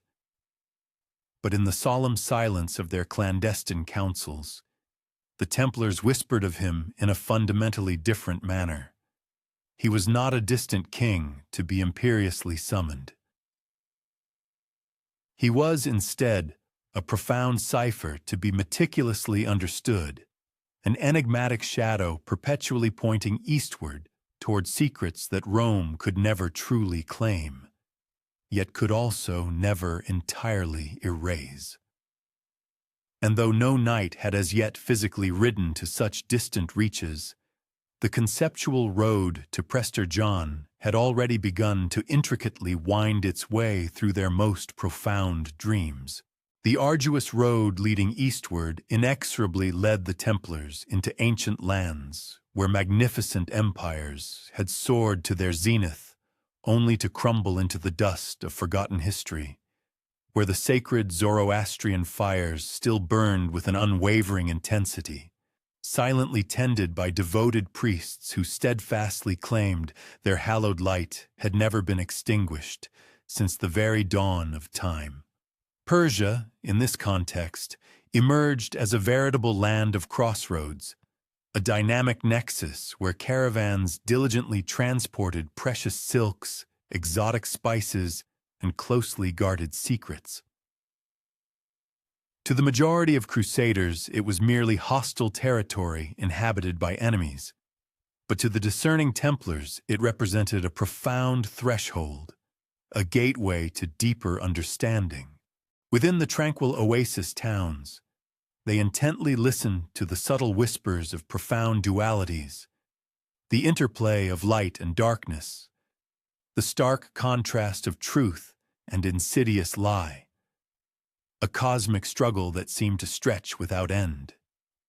The ancient fire temples, deliberately concealed from prying, uninitiated eyes, glowed with an eternal, mystical radiance, their sacred flames having burned continuously for countless generations. Some of the intrepid knights who had ventured into Persia under meticulous disguise later returned with enthralling tales of rituals that were eerily familiar, despite being cloaked in foreign tongues. They spoke of sacred meals where bread and wine, or their symbolic likenesses, were reverently shared, not as mere offerings to a wrathful deity, but as a profound communion with the eternal flame itself, a symbol of enduring divine presence. The established ecclesiastical authorities of the West would undoubtedly have denounced such resonant ideas as sheer heresy, a grievous perversion of the sacred tenets articulated by Christ. Yet, for the Knights Templar, these echoes felt akin to the unearthing of a profound, ancient thread, one that extended far beyond the immediate confines of Jerusalem and into an epoch preceding the era when prophets first delineated the boundaries between differing faiths. A compelling question began to form in their minds. Could it be that Persia, rather than merely harboring an adversary's doctrine, actually preserved a precious fragment of that very primordial light which had originally ignited the profound mystery they were sworn to safeguard? Wandering itinerants often recounted tales of reclusive fraternities who moved through the world shrouded in profound secrecy. Some whispered of the Magi, portraying them not merely as the sagacious figures who had once followed a celestial beacon to Bethlehem, but as their direct descendants, diligently upholding clandestine academies dedicated to the study of astronomy, the intricate arts of alchemy, and the profound depths of prophecy. Others spoke of esoteric sects asserting possession of ancient tomes, inscribed in a script more archaic than any alphabet the knights had ever encountered. Volumes purported to contain the names of celestial beings long since expunged from common memory. The Templars, bound by their solemn oath of silence, meticulously treasured these captivating rumors, guarding them with the same reverence they accorded to sacred relics. Within the opulent courts of Persia, Sufi poets would intone verses laden with expressions of yearning, of an ineffable divine affection often concealed by the ephemeral guise of human form, and of profound truths too immense to be confined within rigid doctrinal frameworks. The knights, despite their unfamiliarity with the Persian tongue, discerned the profound resonance of these words, feeling their intrinsic weight ripple through their very being, much like a subtle vibration beneath the skin. These mystics expounded upon journeys undertaken not across geographical landscapes, but inward into the depths of the self, of conflicts not waged on sanguinary battlefields, but rather within the intricate tapestry of the human soul. A contemplative query began to surface among certain Templars. Might their order's true crusade not be directed against mortal adversaries at all, but rather against the pervasive grip of ignorance, against the profound obscuration that veiled humanity from a fundamental truth it had once intimately known? However, Persia also presented a landscape fraught with considerable peril. Beyond the venerable fire temples and the softly whispered poems lay the ominous shadows of the assassins, the Nizari sect, who had meticulously carved their formidable strongholds into the unyielding mountain stone. To the uninitiated, they represented an embodiment of terror, their blades materializing from unseen quarters, their presence cloaked in an unsettling silence that bred fear. Yet the Templars perceived something far more complex, a disquieting reflection of their own order. Much like the Templars, the assassins adhered to a meticulously secretive code, were sworn to absolute obedience, and functioned as vigilant guardians of recondite mysteries unseen by the wider world. Indeed, some knights even harbored the suspicion that their encounters with the assassins transcended mere combat, evolving instead into a nuanced exchange, a tacit acknowledgement between two brotherhoods whose intricate understandings would forever elude the comprehension of the ordinary populace. The intricate veil shrouding Persia proved exceedingly difficult to penetrate. Its rugged mountains concealed ancient libraries that no crusader would ever be privileged to behold. Its vast, arid deserts entombed sacred shrines long since forgotten by the ebb and flow of empires. Nevertheless, the Templars sensed the profound gravitas emanating from this land. Here was not merely a territory to be traversed en route to the distant realms of India or Cathay. Here resided a venerable custodian of primeval flames, fires that had burned continuously since an epoch before Rome had even conceived of its imperial ambitions. And as they journeyed onward, carrying with them fragments of arcane words, fleeting glimpses of sacred rituals, and the haunting, ethereal sound of Sufi chants echoing under the vast desert stars, the knights gradually began to discern that their eastward expedition was less a military campaign of conquest and more a profound descent into the layered strata of time itself. Each deliberate step propelled them deeper, past the officially sanctioned history acknowledged by their church, into a collective memory that humanity itself appeared to have deliberately sought to suppress. For in Persia, they had momentarily brushed against an essence simultaneously alien and intimately familiar, an ethereal echo of light clothed in fire, a whispered revelation that the ultimate truth they so fervently pursued was more ancient than Christendom, older than the most venerable kings, and even predated the very stones of Solomon's temple. And so they pressed relentlessly further east, meticulously following the elusive trail of the forgotten. The fabled Silk Road extended like a mighty river across the very spine of the world, transporting not merely exquisite silks and exotic spices, but also carrying forth dreams, closely guarded secrets, and subtle whispers that no national border could ever hope to contain. For the Knights Templar, who courageously ventured eastward along its winding path, it manifested less as a conventional thoroughfare and more as an intricate labyrinth, where each successive caravanserai served as an unexpected gateway opening into a new realm of the unknown. As the desert dusk descended, the knights frequently found themselves seated in quiet communion beside an eclectic assembly of Persian traders, esteemed Mongol envoys, and solitary wandering monks. The fragrant smoke of incense gracefully curled above them as a myriad of tales spilled forth into the darkening night. Narratives of opulent, jewel-encrusted palaces in legendary Samarkand, of hallowed shrines vigilantly guarded by ancient spirits, and of cryptic scrolls that purported to chronicle the very genesis of all existence. Some of these stories were undeniably fanciful, born of imagination, while others were deeply imbued with layers of profound truth. For the discerning Templars, each individual narrative, regardless of its origin, represented a crucial piece in an unfolding cosmic puzzle.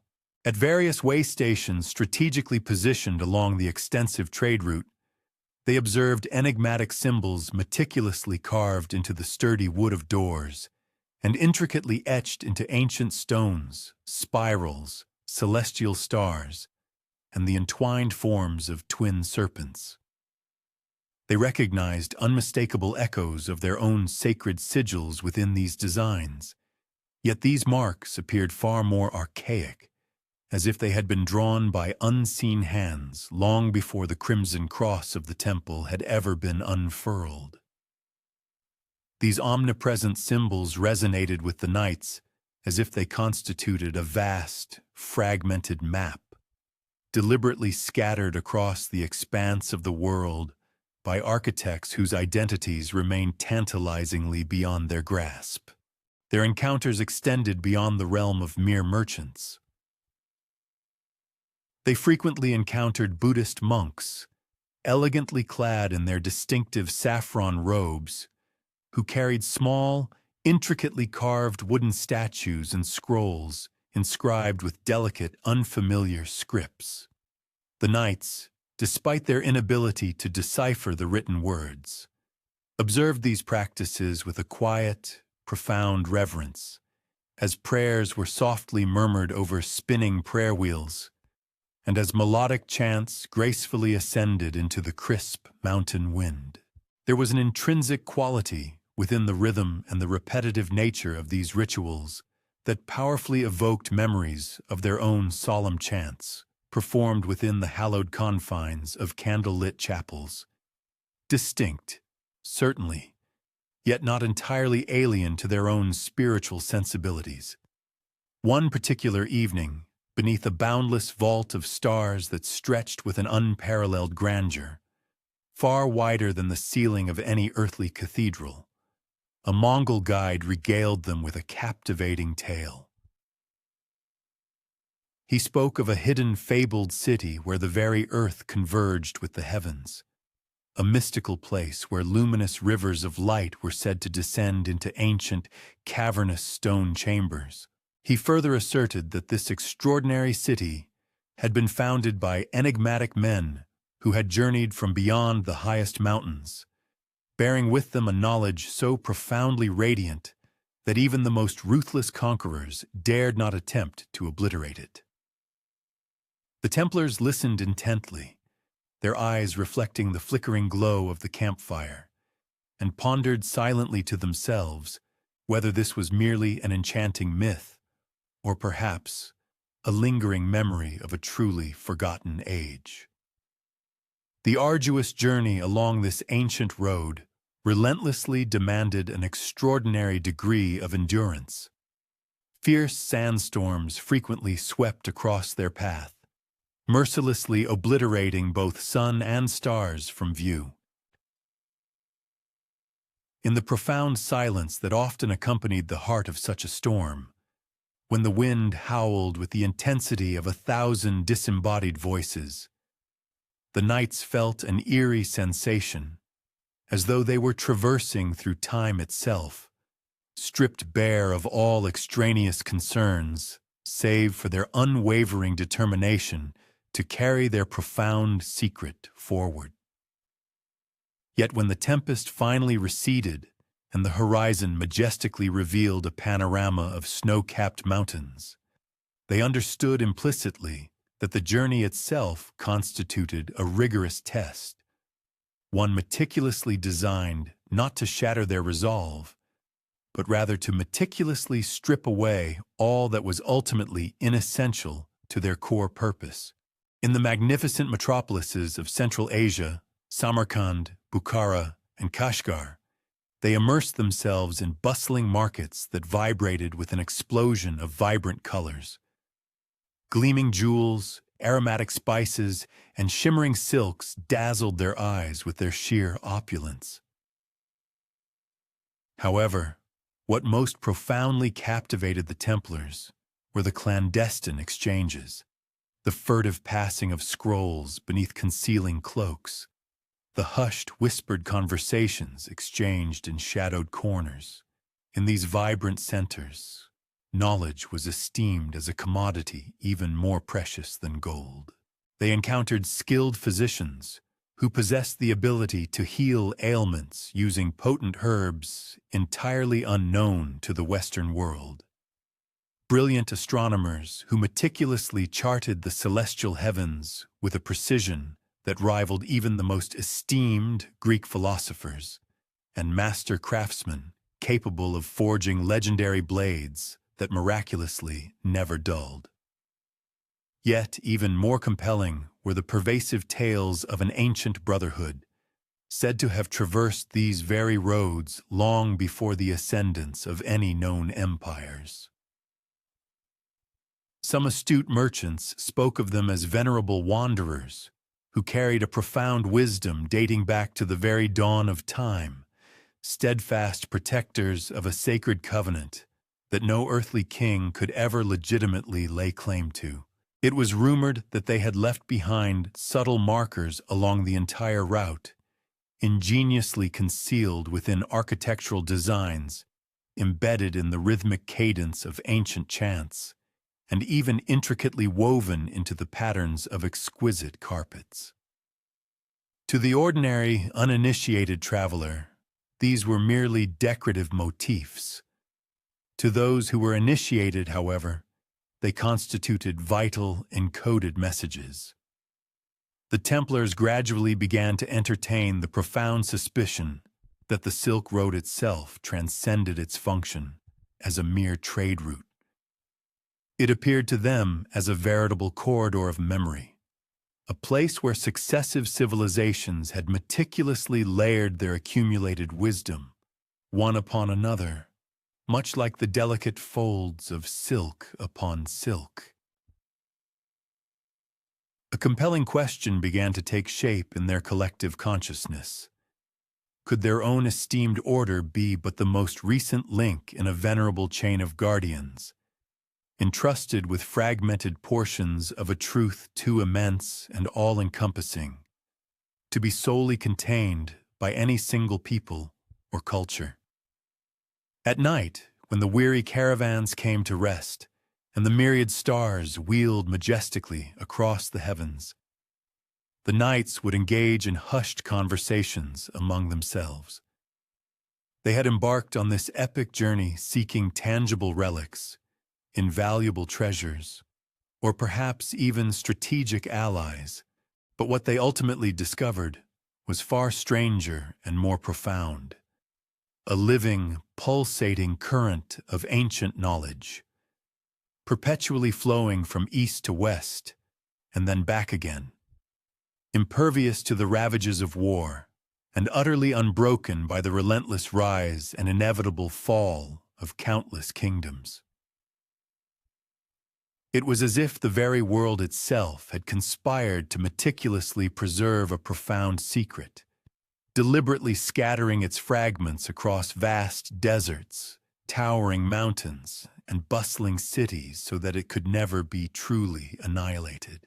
And as the Templars pressed ever onward, venturing deeper into the enigmatic heart of Asia, they carried with them not only the specific objectives of their own sacred mission, but also the steadily dawning realization that they were traversing a path far more ancient than their revered order, perhaps as old as the very first spark of human wonder itself.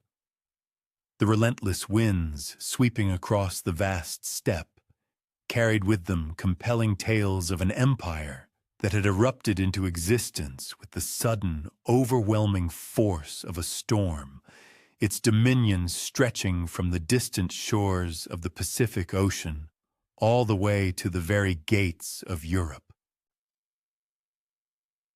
For the Knights Templar, this formidable Mongol horde presented a paradoxical spectacle, simultaneously inspiring profound terror and intense curiosity. While to some they were undeniably perceived as savage barbarians, to others they appeared as an unstoppable force of destiny itself. Their distinctive banners fluttered defiantly across horizons that very few individuals in Christendom had ever even dared to contemplate reaching, and their legendary riders moved with a speed that surpassed mere whispers, effortlessly covering vast leagues in the span of a single night.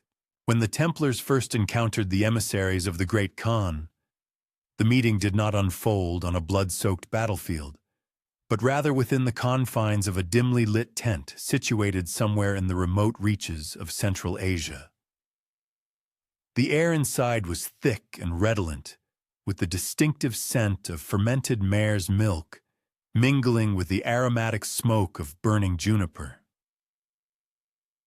The Mongol envoys communicated in a language that struck the knights as harsh and guttural, yet their expressive gestures clearly conveyed their intentions, signaling an unexpected openness to parley. The knights then began to comprehend that the formidable empire of the horsemen represented far more than mere conquest. It was, in actuality, a complex and intricate web woven from alliances, veiled threats, and conditional promises. For a segment of the Templar contingent, this extraordinary meeting ignited a perilous yet potent hope.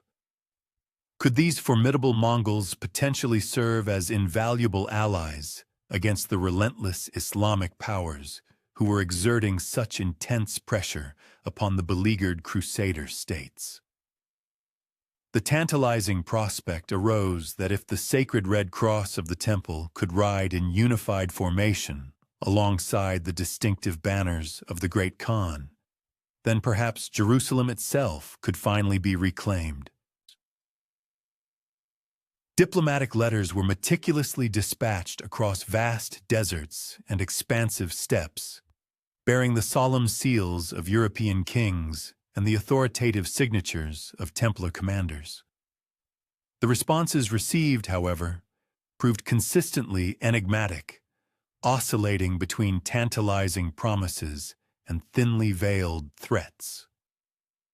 The Mongols frequently spoke of a singular heaven beneath which all humanity was destined to bow, yet they pointedly refrained from specifying which particular deity held dominion over it. However, amidst the cacophony of thundering hooves and the metallic clang of weaponry, a deeper stratum of enigma began to surface. The Knights Templar ascertained that the Mongols themselves held in veneration certain concealed instructors, sagacious figures who expounded upon a universal, cosmic order that predated any established sanctuary or sacred text. Among these were shamans, their visages daubed with the stark pigments of ash and ochre, whose rhythmic drumming resonated with such primal force that the very earth appeared to shudder.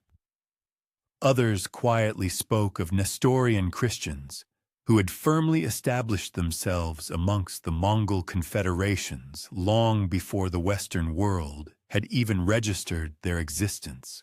In their possession were various sacred artifacts, crosses of an unusual design, ancient manuscripts that harmoniously blended Eastern philosophical thought with the narratives of the Gospels, and esoteric symbols that stirred an uncanny sense of familiarity within the battle-hardened knights. A particular chronicle recounts an evening when a high-ranking Templar commander received an invitation to observe a Mongol ceremonial rite unfolding on the expansive open steppe. A grand, encompassing ring of horsemen formed beneath the countless stars, and at its heart, a shaman meticulously cast offerings into a blazing fire, strands of horsehair, drops of blood, and a potent, fermented beverage. The sonorous chanting ascended, bearing a striking resemblance to the psalms intoned within distant Christian chapels, as sparks spiraled skyward, carried gracefully into the celestial dome. The shaman then pronounced a profound truth. All earthly dominions, he declared, were but fleeting reflections of a far grander, invisible realm, a kingdom imperceptible to mortal eyes, yet indelibly inscribed upon the firmament. The Templar, his spirit tempered by countless years of brutal warfare, experienced an unexpected, unsettling tremor. He wrestled with the question, was this profound vision an act of blasphemy, or was it a universal truth too immense for the confines of the Church's doctrine to articulate? The Mongol forces demonstrated an exceptional mastery, not merely over the art of warfare, but crucially, over the intricate domain of information. Their couriers, mounted on incredibly swift horses, conveyed dispatches with a rapidity unmatched by any system then known in Europe. This sophisticated network allowed them to discern the very pulse of rival kingdoms, meticulously identifying both the inherent strengths and the critical vulnerabilities of their adversaries. For the Templars, who had long perceived themselves as devoted custodians of esoteric knowledge and unseen currents of power, this unparalleled expertise in managing intelligence resonated deeply within their order. A growing number of them began to ponder whether the Mongols were simply brutal conquerors, or if they too possessed a vital fragment of the overarching, profound secret that transcended mere earthly power. However, not every knight within the order shared this burgeoning perspective. For each brother who perceived the Mongols as potential strategic allies in their grander quest, another saw only imminent peril and destruction. The Mongols, after all, had systematically razed entire cities, leaving vast fields of bleached bones in their wake, and had sacrilegiously trampled holy sites beneath the relentless hooves of their cavalry. Could such devastating destroyers ever truly forge a common cause with the sworn guardians of the temple? This profound moral and strategic debate reverberated through hushed, clandestine councils, held beneath the flickering, uncertain glow of campfires, remaining stubbornly unresolved and fostering a pervasive sense of unease. Yet, amidst these internal divisions, one undeniable reality presented itself and could not be disregarded. Wherever the Mongol armies rode, they invariably left behind a paradoxical legacy, trade routes that were safer than ever before, markets that flourished with unprecedented richness, and interregional connections that deepened considerably. The legendary Silk Road, in particular, thrived under their disciplined oversight, and with its resurgence came an exponential increase in the flow of knowledge and intellectual exchange. The Templars, operating perpetually in the shadows, meticulously followed these newly fortified veins of connection, venturing ever deeper into exotic lands that no papal decree had ever sanctioned them to enter. Within their meticulously kept secret journals, certain knights painstakingly documented accounts of formidable Mongol fortresses where ancient scrolls were carefully preserved, sacred relics were vigilantly guarded, and wise sages were routinely consulted before the launch of any major military campaign.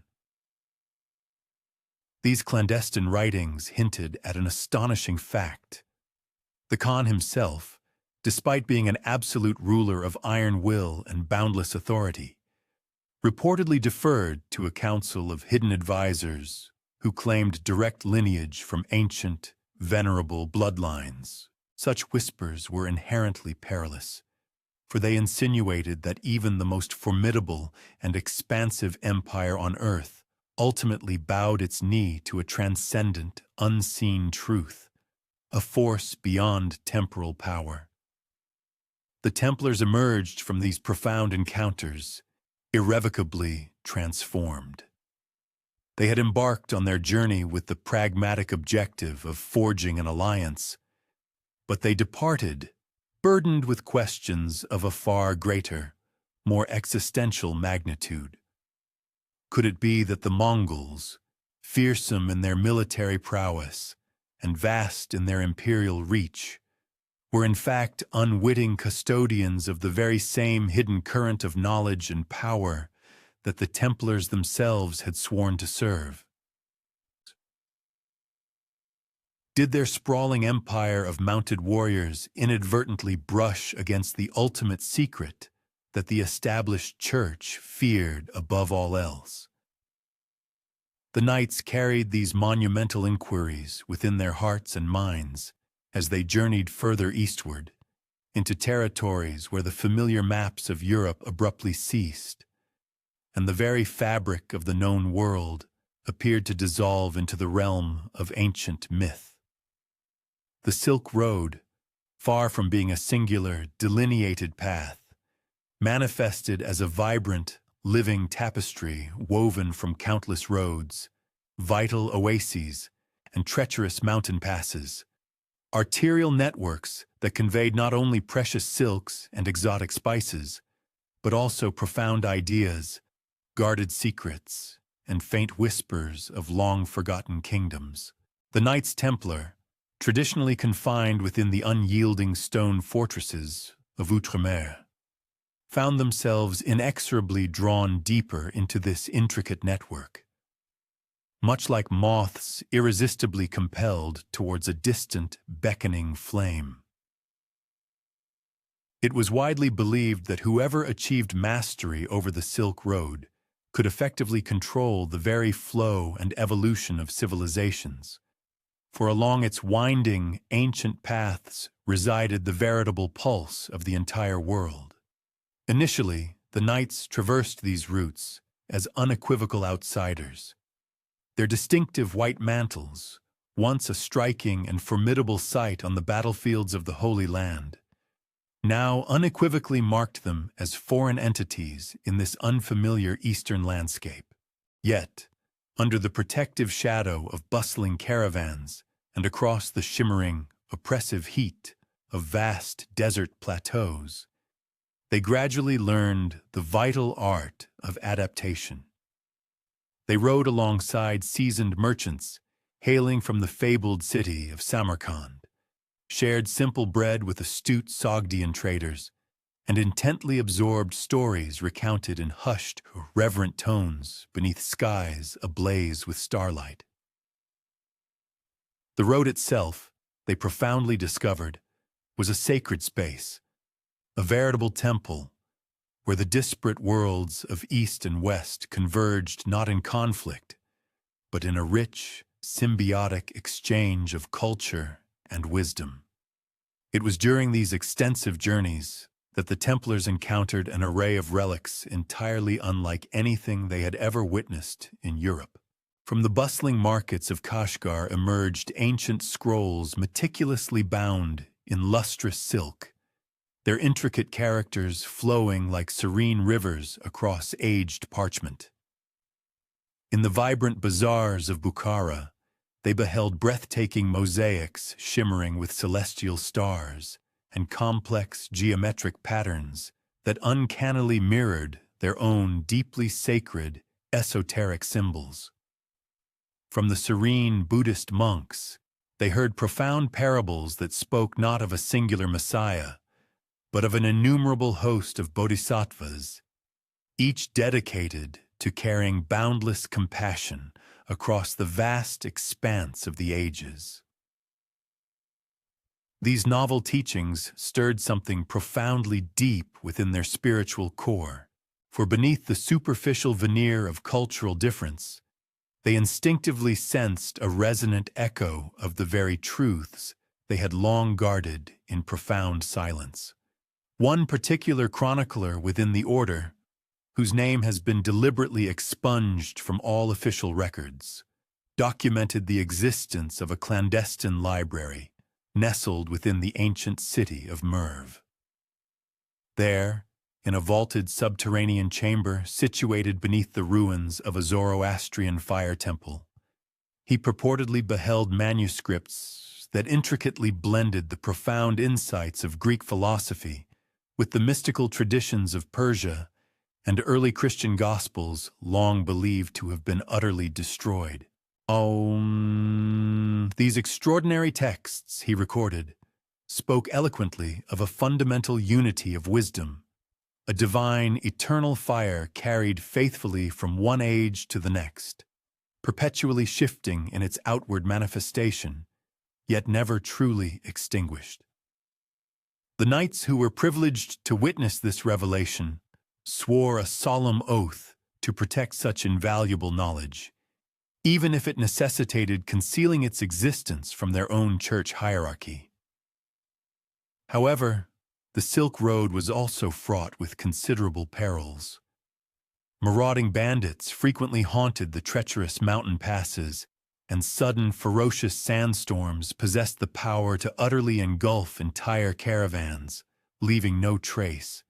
The Templars, recognizing these dangers, learned to travel in meticulous disguise, their distinctive white mantles carefully hidden beneath the unassuming robes of ordinary traders, their formidable swords discreetly wrapped in cloth to avoid drawing any unwanted attention.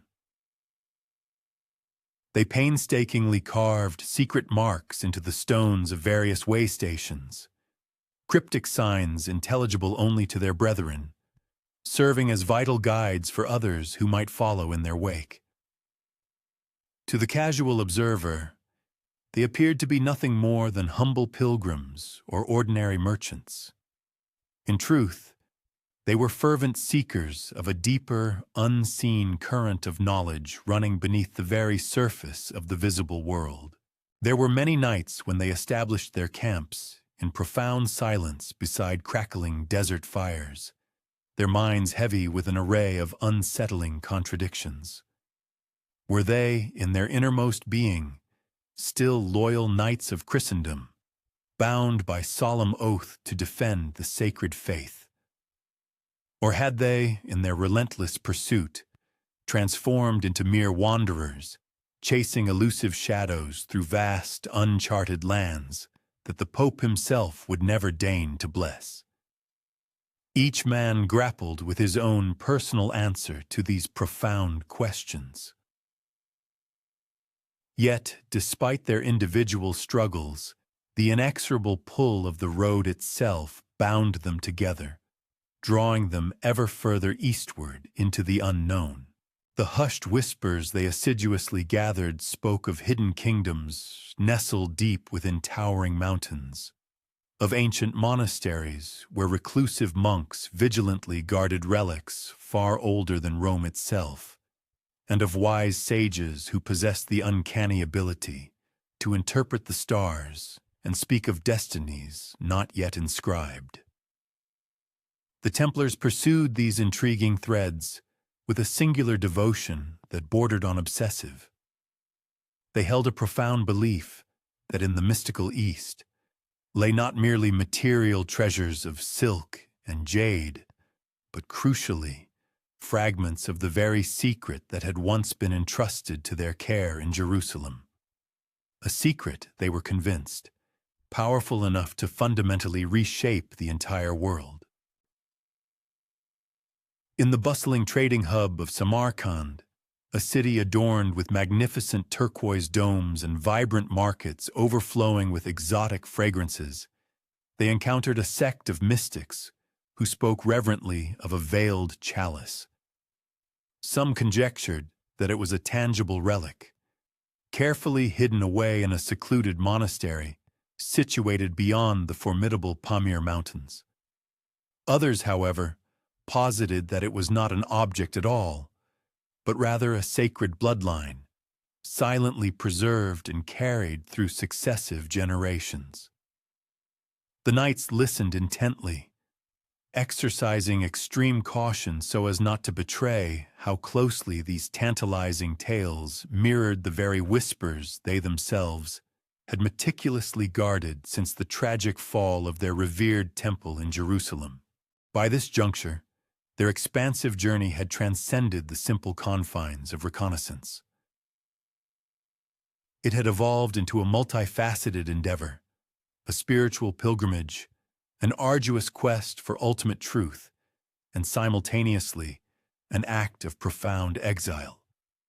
Each passing mile carried them further beyond the waning influence of European kings and the absolute authority of popes, drawing them deeper into a realm where diverse faiths intricately intertwined and historical narratives blurred into a complex tapestry. The Templars began to grasp a startling realization. The Church had always harbored a profound fear of this very road, not for its inherent dangers, but for the unsettling revelations it invariably offered. For here, in the ancient heart of Asia, truth could not be monopolized or rigidly controlled. It flowed freely, exchanged as readily as silk and spices, carried upon the eloquent tongues of countless storytellers, and subtly concealed within the intricate folds of diverse scriptures.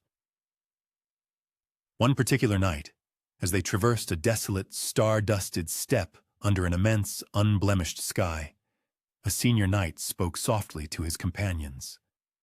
"Perhaps," he mused, "the road itself is the Grail, not a mere cup, nor a specific bloodline, but rather a unifying path that intrinsically binds the world together, demonstrating to us that no singular truth can ever exclusively belong to one throne, one temple, or one pope."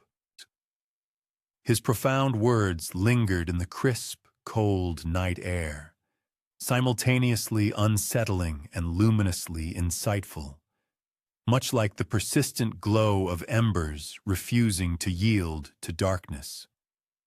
By the time the Templars reached the imposing shadow of the mountains that demarcated the divide between the known East and the further, more mysterious East, they had undergone such a profound metamorphosis that the Church would undoubtedly no longer recognize them.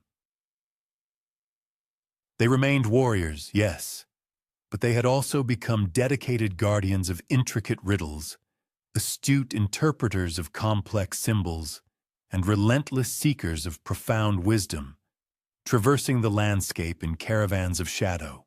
Their esteemed order had tragically fallen in Europe, mercilessly hunted by avaricious kings and unequivocally condemned by Rome.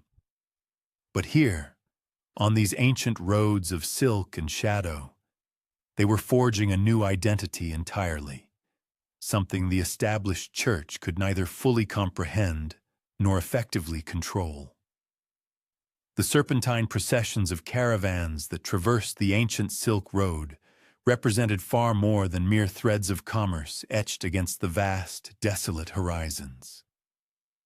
They embodied the vibrant circulatory system through which the vital essence of disparate civilizations pulsed and exchanged. With each resonant chime emanating from a camel's neck, a fresh narrative was propelled forward, recounting the sagas of powerful emperors and shrewd merchants, of venerable kingdoms that had vanished into obscurity, and of profound spiritual beliefs that had long remained concealed. Into this ceaseless tide of travelers, the Knights Templar seamlessly integrated themselves, adopting the guises of unassuming traders and devout pilgrims. They swiftly discerned that the caravan offered not solely a bulwark against the depredations of brigands and the fury of nature's tempests, but also functioned as an intricate bazaar of confidentialities, where the most invaluable treasures were not always tangible commodities, but rather the elusive currency of knowledge. Amidst the seemingly interminable lines of dromedaries, burdened with opulent bolts of silk, fragrant baskets of saffron, and intricately carved ivory, the Templars adopted a posture of profound attentiveness, choosing to absorb rather than to articulate. They would recline by the crackling hearths of nomadic Turk herders, their countenances illuminated by the dancing sparks and swirling smoke, as they absorbed accounts of formidable mountains reputed to engulf entire armies. They partook in the ritual of sharing hot tea with Persian merchants, who communicated in subtly veiled allusions concerning sacred artifacts moved with utmost discretion, objects that had successfully traversed immense deserts, evading the notice of both reigning monarchs and opportunistic thieves. Within the vibrant, bustling enclaves where these diverse caravans converged, the knights exchanged not merely currency for sustenance, but also for hushed disclosures. It was recounted that a sagacious merchant hailing from Nishapur once divulged to them the existence of an ancient relic that had journeyed eastward many generations prior, a revered vessel intricately etched with Hebrew characters, transported into India during epochs of intense persecution. Another informant asserted that ancient scrolls, purportedly containing clandestine gospels, had been bartered for precious jade somewhere within the expansive Tarim Basin. Each of these narratives seemed intrinsically implausible. Nevertheless, the knights meticulously amassed them, akin to collecting lustrous pearls, meticulously stringing them together to form a rich tapestry of burgeoning possibilities. They refrained from dismissing such purported rumors, for they themselves were the clandestine custodians of profound secrets that others deemed utterly beyond the realm of feasibility. The arduous passage along these venerable caravan routes was relentlessly demanding. Days stretched into interminable marches beneath a mercilessly scorching sun, while nights were endured in the piercing chill of the desert winds. Treacherous sandstorms would materialize without prior warning, transforming the very atmosphere into a blinding maelstrom of disorienting chaos, where even the most seasoned and formidable warriors could irrevocably lose their bearings. The Templars placed their absolute trust in the indigenous caravan guides, individuals possessing an uncanny ability to decipher the desert terrain as if it were an open manuscript, unerringly locating obscure hidden wells that no uninitiated outsider would ever conceive of seeking. To reciprocate this invaluable trust, the knights unfailingly offered their formidable protection, their concealed swords flashing with lethal precision when marauding raiders launched their attacks. On more than a solitary occasion, an entire caravan owed its continued existence to the silent yet ferocious efficacy of these men who ostensibly presented themselves as simple tradesmen, but who fought with the unwavering discipline and tactical acumen of a seasoned military force. The caravans themselves, in their very composition, functioned as mobile bastions. Camels were laden not merely with legitimate merchandise, but also harbored ingeniously crafted hidden compartments where invaluable treasures could be illicitly transported, entirely unseen. Some astute merchants cunningly enfolded rare and ancient texts within the core of silk bolts, rendering the cloth perceptibly heavier, yet without inciting the slightest suspicion. Others meticulously interwove coded designs into the intricate patterns of their carpets, thereby conveying vital intelligence across vast continents without the necessity of a single written word. The Templars observed these ingenious methods with profound fascination, for they remarkably mirrored their own sophisticated systems of clandestine communication, crosses subtly integrated into geometric designs, urgent messages artfully concealed within the pages of prayer books, and invaluable knowledge safeguarded not by formidable physical barriers, but by the sheer ingenuity of their craft. It was during these extensive months of travel that the Templars began to intercept hushed whispers concerning a particular caravan, one that was utterly unlike any other they had encountered. This elusive procession, as recounted by various travelers, conveyed no ordinary commercial goods.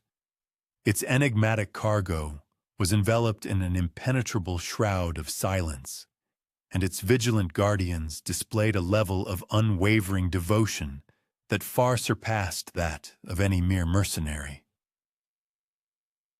Some accounts claimed it bore a sacred relic of the Buddha, perhaps a minute fragment of bone reverently enshrined in gleaming gold.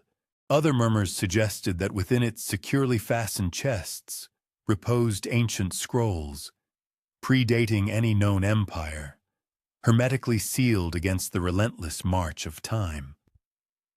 Yet more ominous rumors also circulated, alleging that this caravan clandestinely transported a vital bloodline, an heir of profound significance hidden in plain sight, whose protection was deemed infinitely more valuable than any quantity of gold or precious silk. The Templars, upon hearing these compelling tales reiterated in numerous distant cities, found themselves irresistibly drawn, pondering whether destiny itself was actively beckoning them towards an unknown yet crucial purpose. Through their astute integration with the caravans, the knights not only achieved an invaluable degree of anonymity and unobserved movement, but also meticulously charted an intricate network of covert allies. Armenian traders became their reliable conduits, conveying sensitive messages westward across vast distances. Sufi mystics, with their profound spiritual insights, transmitted esoteric knowledge through the evocative mediums of song and symbolic gesture. Nestorian Christians, scattered throughout the eastern lands, extended their hospitality, welcoming the Templars into their humble chapels, often hewn directly from the rugged desert rock. The Templars gradually began to perceive the entire Silk Road not merely as a trade route, but as a boundless, ethereal cathedral without conventional walls, a sacred space where adherents of myriad creeds offered their fervent prayers to the same unseen, transcendent source, albeit invoking it by a multitude of different appellations. And yet, despite the burgeoning network of allies and the accumulation of knowledge, danger remained an ever-present companion, lurking in every step of their arduous journey. The formidable Mongols, whose empire had erupted like an unstoppable tempest across the vast expanse of Asia, exercised undisputed dominion over immense tracts of land. Their ruthless generals possessed the absolute authority to commandeer entire caravans for their own service, systematically stripping them bare of their valuable contents or imposing crippling taxes that inevitably led to their utter ruination. The Templars, exercising extreme caution to avoid provoking any suspicion, occasionally offered their specialized skills to these formidable warlords, assisting in the construction of robust fortifications, providing sagacious counsel on matters of trade, and even subtly imparting strategies gleaned from their experiences in the Crusades.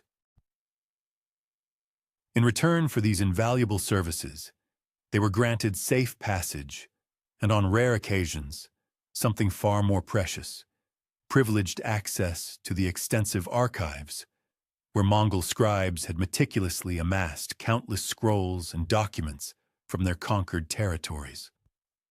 One such archive, it was whispered, contained invaluable fragments of Manichaean scripture, precious remnants of a complex faith that had long since vanished from the Western world. Another repository held sophisticated astronomical charts from ancient China, which mapped the celestial sphere with an astounding degree of precision previously unknown to European scholars.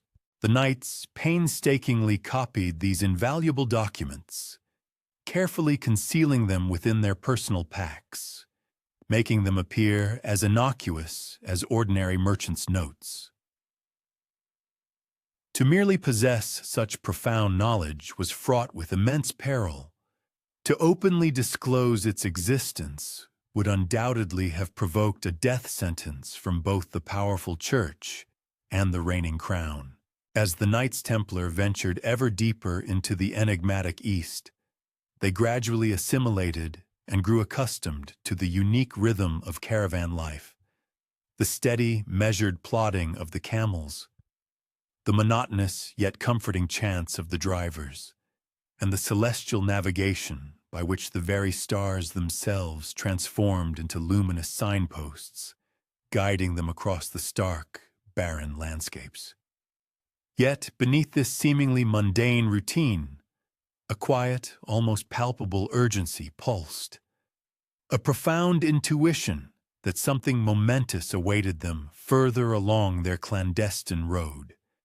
Each newly encountered city, every whispered rumor, every hidden chapel they discovered, propelled them closer to an elusive revelation they could not yet articulate.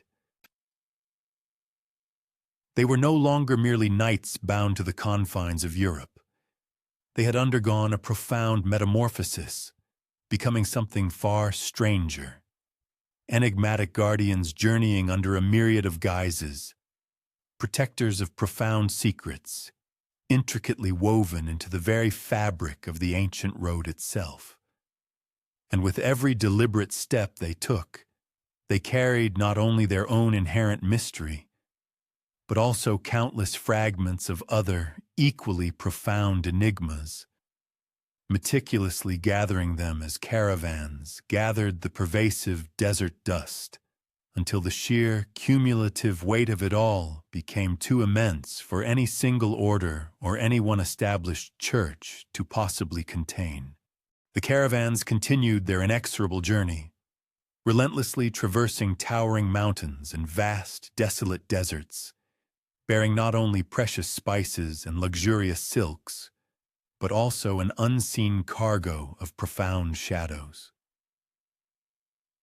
And amidst this endless procession, cloaked in the ubiquitous dust and profound silence, the Knights Templar steadfastly pursued their clandestine pilgrimage eastward, following a mysterious trail that no papal decree could ever sanction, and no earthly king could ever hope to control. There were profound instances along the Templars' surreptitious journey when the stark, arid desert would unexpectedly yield to the verdant embrace of an oasis, and there, intimately nestled behind luxuriant groves of date palms or meticulously carved into the sheer faces of towering cliffs, they unearthed sacred sites that seemed to predate human memory itself. These were not the grand, imposing cathedrals of hewn stone, so characteristic of Europe, but rather small, unassuming secret chapels, painstakingly constructed by hands that had toiled in profound silence, deliberately hidden from the powerful empires that held sway above them. Deep within the cavernous recesses of the Taklamakan, they discovered ancient frescoes, slowly succumbing to the relentless erosion of time, fading into dust. These exquisite paintings depicted saints whose visages seemed to possess an intriguing duality, appearing simultaneously Christian and Buddhist, adorned in flowing robes that artfully merged the distinct traditions.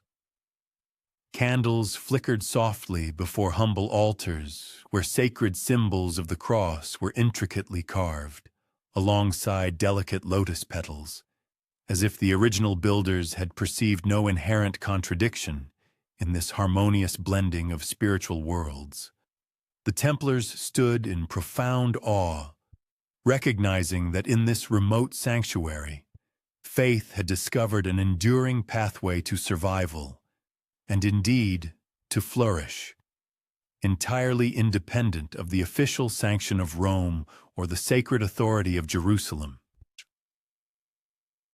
In the ancient lands of Persia, they gained entry into modest chapels diligently maintained by Nestorian Christians, their devout priests clad in simple, unadorned robes, offering their prayers in the venerable Syriac tongue.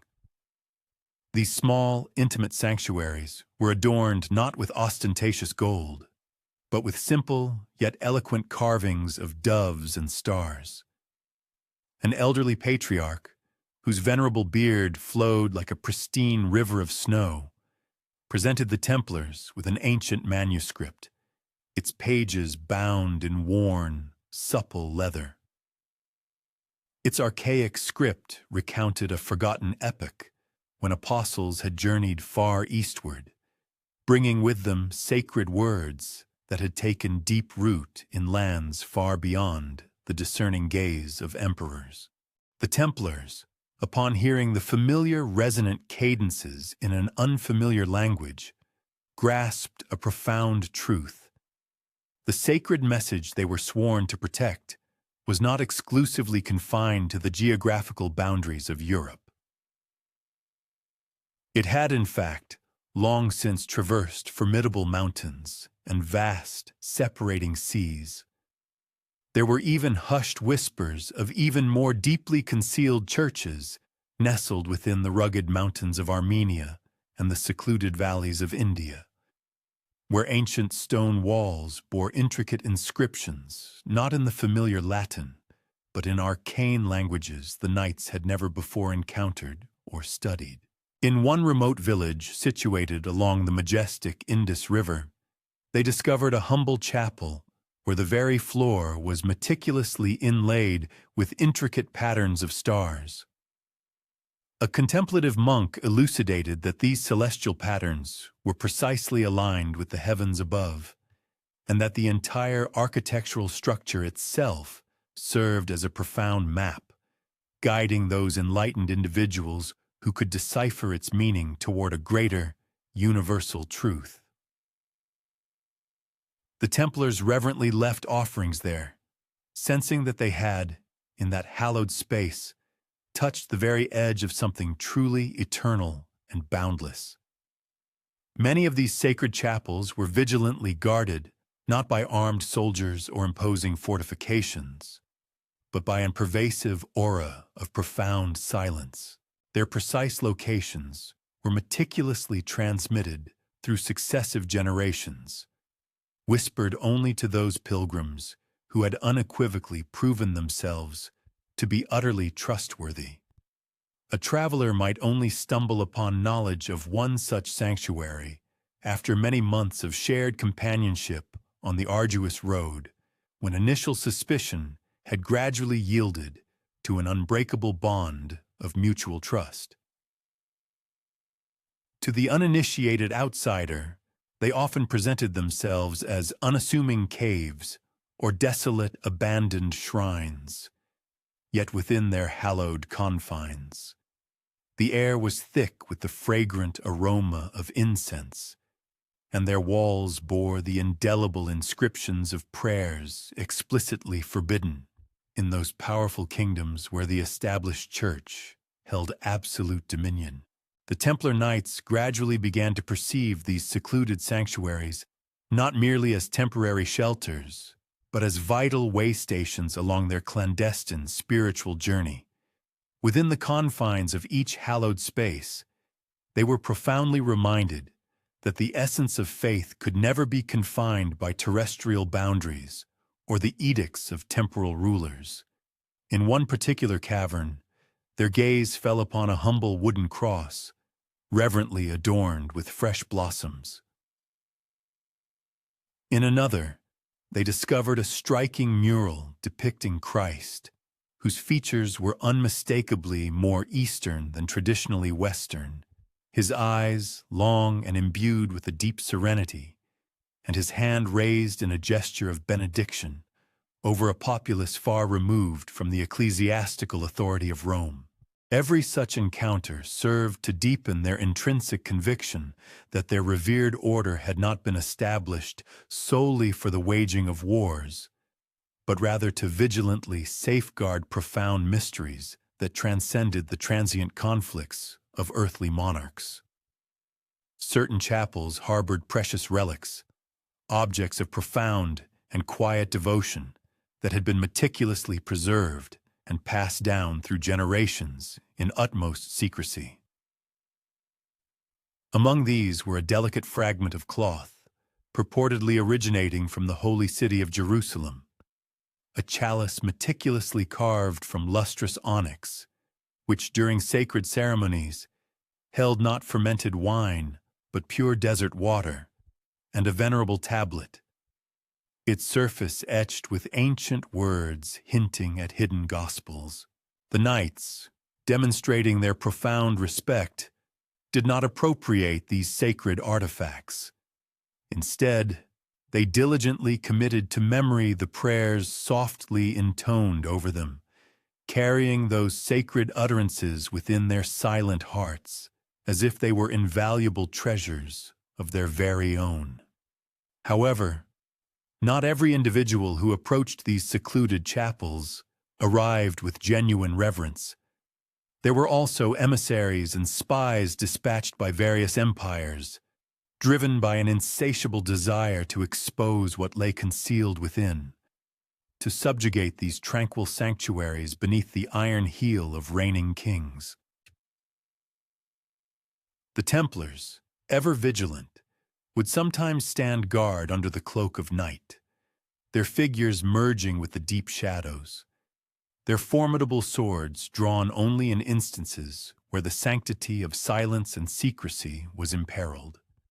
They thus evolved into unseen protectors of sacred spaces that, paradoxically, belonged to no one yet simultaneously to everyone. For these dedicated knights, this protective role felt less like a burdensome duty and more like an undeniable, preordained destiny.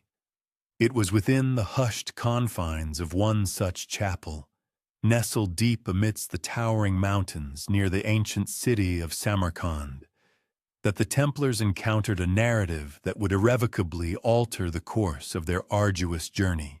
A venerable monk, his voice barely a whisper, no louder than the delicate flicker of a candle flame, recounted a prophecy. It foretold the arrival of knights from the distant west, bearing the indelible wounds of betrayal, who would discover in the east not merely a sanctuary from their troubles, but a profound, illuminating revelation. The prophecy spoke of a momentous secret, interred within the lands beyond the formidable mountain ranges, a truth that had lain dormant for countless centuries, patiently awaiting the emergence of guardians brave enough to carry its legacy forward. The Templars departed the chapel that night shrouded in a profound silence, the biting desert wind whipping cold against their cloaks. No words were exchanged, yet each knight intrinsically understood that their expedition was no longer solely an escape from exile. They had, unwittingly, stepped into an intricate thread of destiny, one that intricately wove its way across vast continents, inextricably binding them to ancient voices that had spoken centuries before their own genesis. And so, with each hidden chapel they discovered, each candle-lit altar meticulously carved into stone, the Templars not only preserved their own esoteric mysteries, but also those of innumerable forgotten faithful. The path stretching before them remained fraught with uncertainty, yet they traversed it with unwavering resolve, acting as vigilant guardians of secrets that extended far beyond the transient boundaries of kingdoms, and indeed, beyond the very continuum of time itself. The legendary Silk Road unfurled before the Templars like an immense river of swirling dust and boundless possibility, its winding course traversing arid deserts, formidable mountain ranges, and bustling cities where a cacophony of languages collided like crashing waves. Caravans, laden with precious silks, aromatic spices, and dazzling jewels, creaked laboriously under their immense weight, their accompanying bells ringing softly, a melodic chime carried on the dry wind. Yet, beneath the overt bustle of commerce and the superficial glitter of material wealth, flowed currents far more ancient and profound, currents of esoteric knowledge, of closely guarded secrets passed from hand to hand like precious coins exchanged in the dead of night.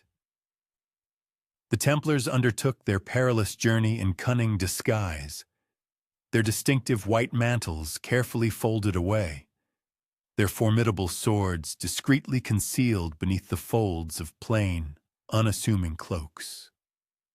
Blending seamlessly among the throngs of merchants, they adopted the guise of traders themselves, diligently learning the intricate art of haggling over bolts of fine cloth and small pouches of valuable pepper. Their once proud and resonant voices softened, adapting to the nuanced tones of barter and clandestine discussion. Nevertheless, their eyes remained acutely vigilant, ceaselessly scanning for subtle indications that the road carried more than mere commodities, that it also bore the faint whispers of the profound mysteries they so earnestly sought.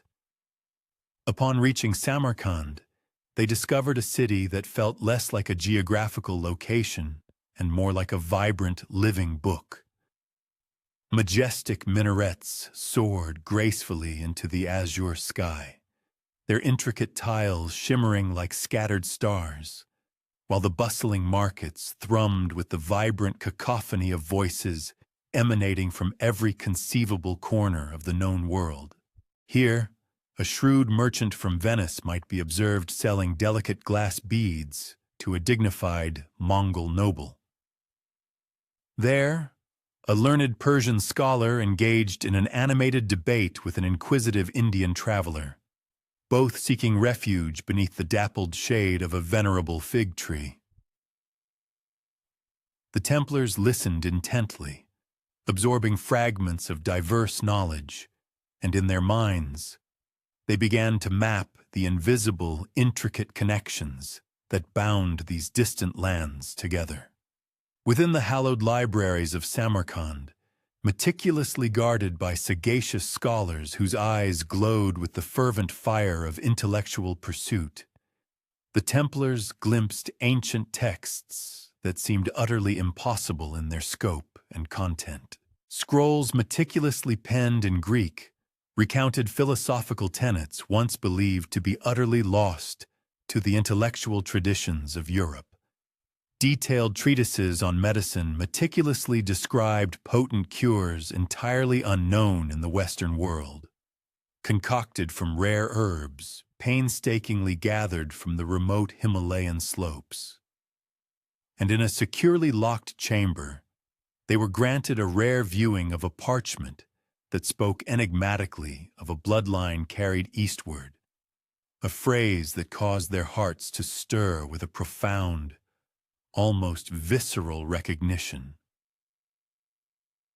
The script itself was ancient, its letters curling gracefully like entwined vines, and although the erudite scholar who unveiled it professed no personal knowledge of its deeper meaning, the Templars instantly recognized the unmistakable echo of their own secret, overarching quest. Venturing further east, into the vibrant city of Kashgar, they entered a bustling market at the break of dawn, where traders meticulously unfurled elaborate rugs, their surfaces patterned with symbols that struck the knights as uncannily familiar. They observed crosses intricately woven into circles, and stars elegantly intersecting with lilies, motifs that bore an astonishing resemblance to those carved into Templar chapels back in Europe. When they inquired about the provenance of these distinctive patterns, the local weavers merely shrugged, explaining that they had been instructed by their grandmothers, who, in turn, had learned them from enigmatic strangers who had passed through generations earlier. It was as if a spectral presence of their own ancient order had already traversed these very roads long before their actual arrival.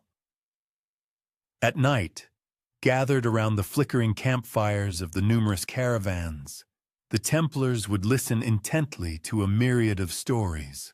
These included tales of ascetic monks who had traversed vast deserts, carefully carrying hidden gospels, legends of a sacred chalice that had once reposed within a city subsequently swallowed by shifting sands, and hushed whispers of Western knights who had mysteriously vanished eastward many years prior, their ultimate fates forever unknown. Whether these narratives were rooted in verifiable truth or were mere myth, they were invariably shared with a profound reverence that instilled in the knights a comforting belief that they were not entirely alone in their arduous journey. However, the Silk Road was also a domain fraught with peril. Ruthless bandits lurked menacingly among the towering dunes, patiently waiting to descend upon weary and unsuspecting travelers. On one occasion, under the inky blackness of a moonless sky, the Templars rode forth decisively to defend a caravan of diligent Chinese merchants whose wagons had been viciously set upon by audacious raiders. Their polished blades flashed through the darkness like fleeting fragments of lightning. And although the knights meticulously refrained from revealing their true identities, the grateful merchants subsequently spoke of spectral white shadows who fought with the formidable strength of 10 men.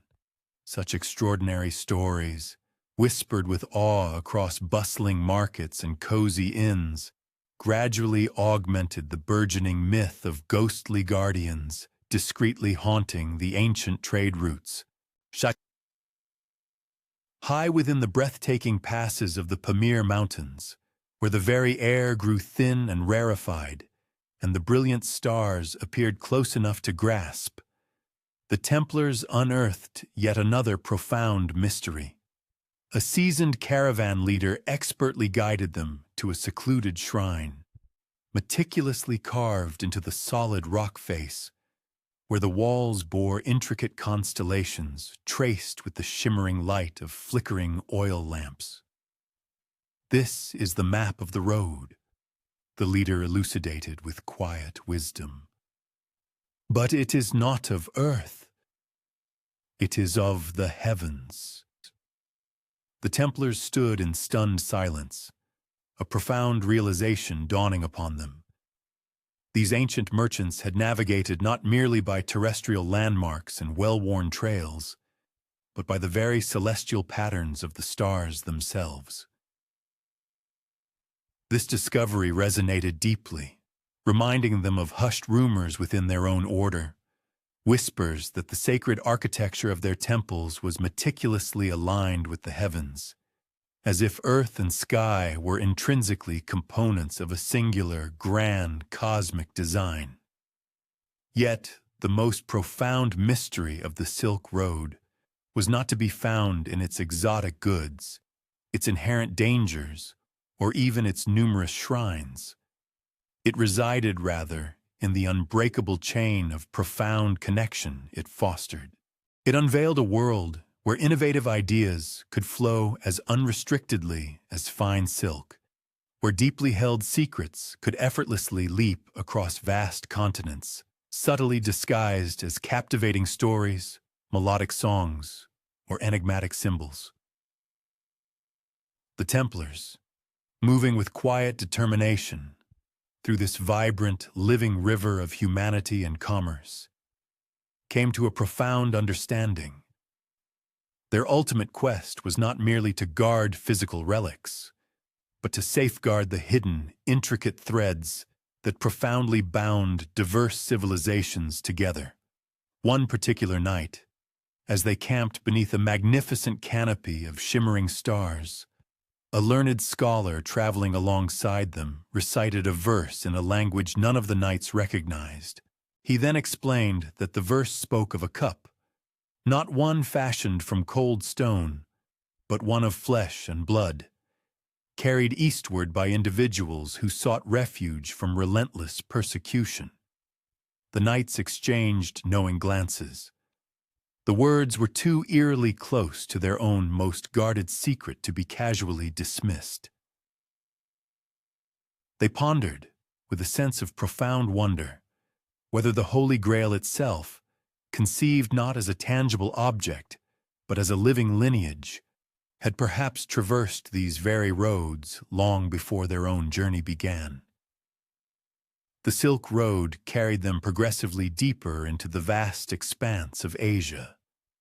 But more significantly, it drew them into the powerful currents of an overarching mystery that steadfastly refused to be confined by any single land or specific faith.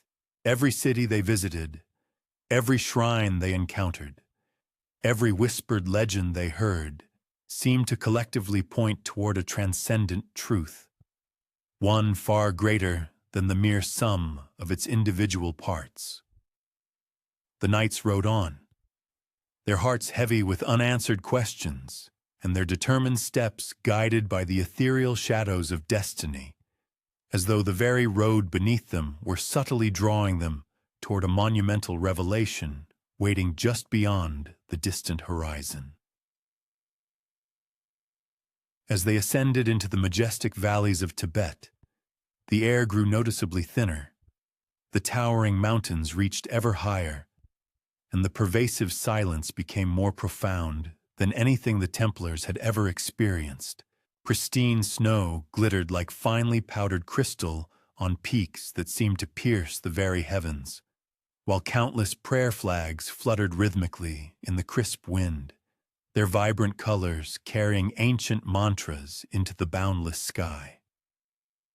The Templars, physically weary from months of relentless travel along the legendary Silk Road, found themselves entering a world utterly unlike any they had previously witnessed, a mystical realm where the passage of time seemed utterly suspended, and where every weathered stone whispered ancient tales of eternity. It was in this awe-inspiring landscape that they eventually encountered the venerable monks who diligently guarded the hidden sutras. Their remarkable monastery clung precariously to a sheer cliffside, resembling a white flame etched against the rugged rock, its interior walls adorned with breathtaking sacred murals, and its expansive halls echoing with the deep, resonant hum of chants that seemed to reverberate through and shake the very soul. The monks, with serene composure, welcomed the strangers without question, graciously offering warm bowls of butter tea, a comforting balm against the biting mountain chill, and providing a tranquil space among them for the weary travelers to rest. The Templars, ever cautious, spoke little of their true identities or their arduous quest, yet the sagacious monks seemed to perceive beyond their silence, as if their knowing eyes possessed the extraordinary ability to pierce through any veil of secrecy.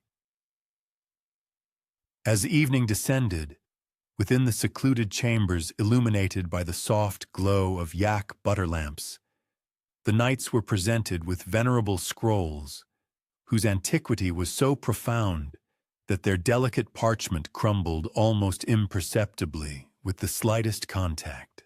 These sacred documents, known as the Hidden Sutras, were purported to encompass not merely the profound teachings attributed to the Buddha, but also an arcane wisdom predating recorded history, containing precious fragments of insight meticulously safeguarded through the epochs when vast empires disintegrated and magnificent urban centers succumbed to ruin. With serene cadences, the monastic scholars elucidated that these invaluable sutras had been meticulously transported across formidable mountain ranges by generations of itinerant ascetics. Their preservation motivated not by a desire for temporal authority or influence, but by an unwavering dedication to the perpetual safeguarding of fundamental truth. Among the multitude of ancient texts, a singular scroll captivated the knights' attention, causing a collective intake of breath. It eloquently recounted the essence of a song, an appellation that, while linguistically unfamiliar to the Tibetan lexicon, resonated profoundly.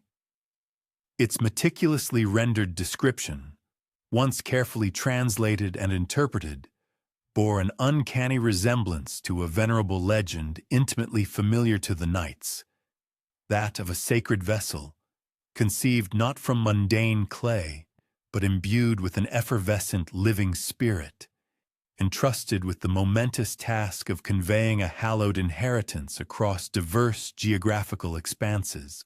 A profound question arose. Could this striking parallel merely be a serendipitous occurrence, a chance alignment of ancient narratives?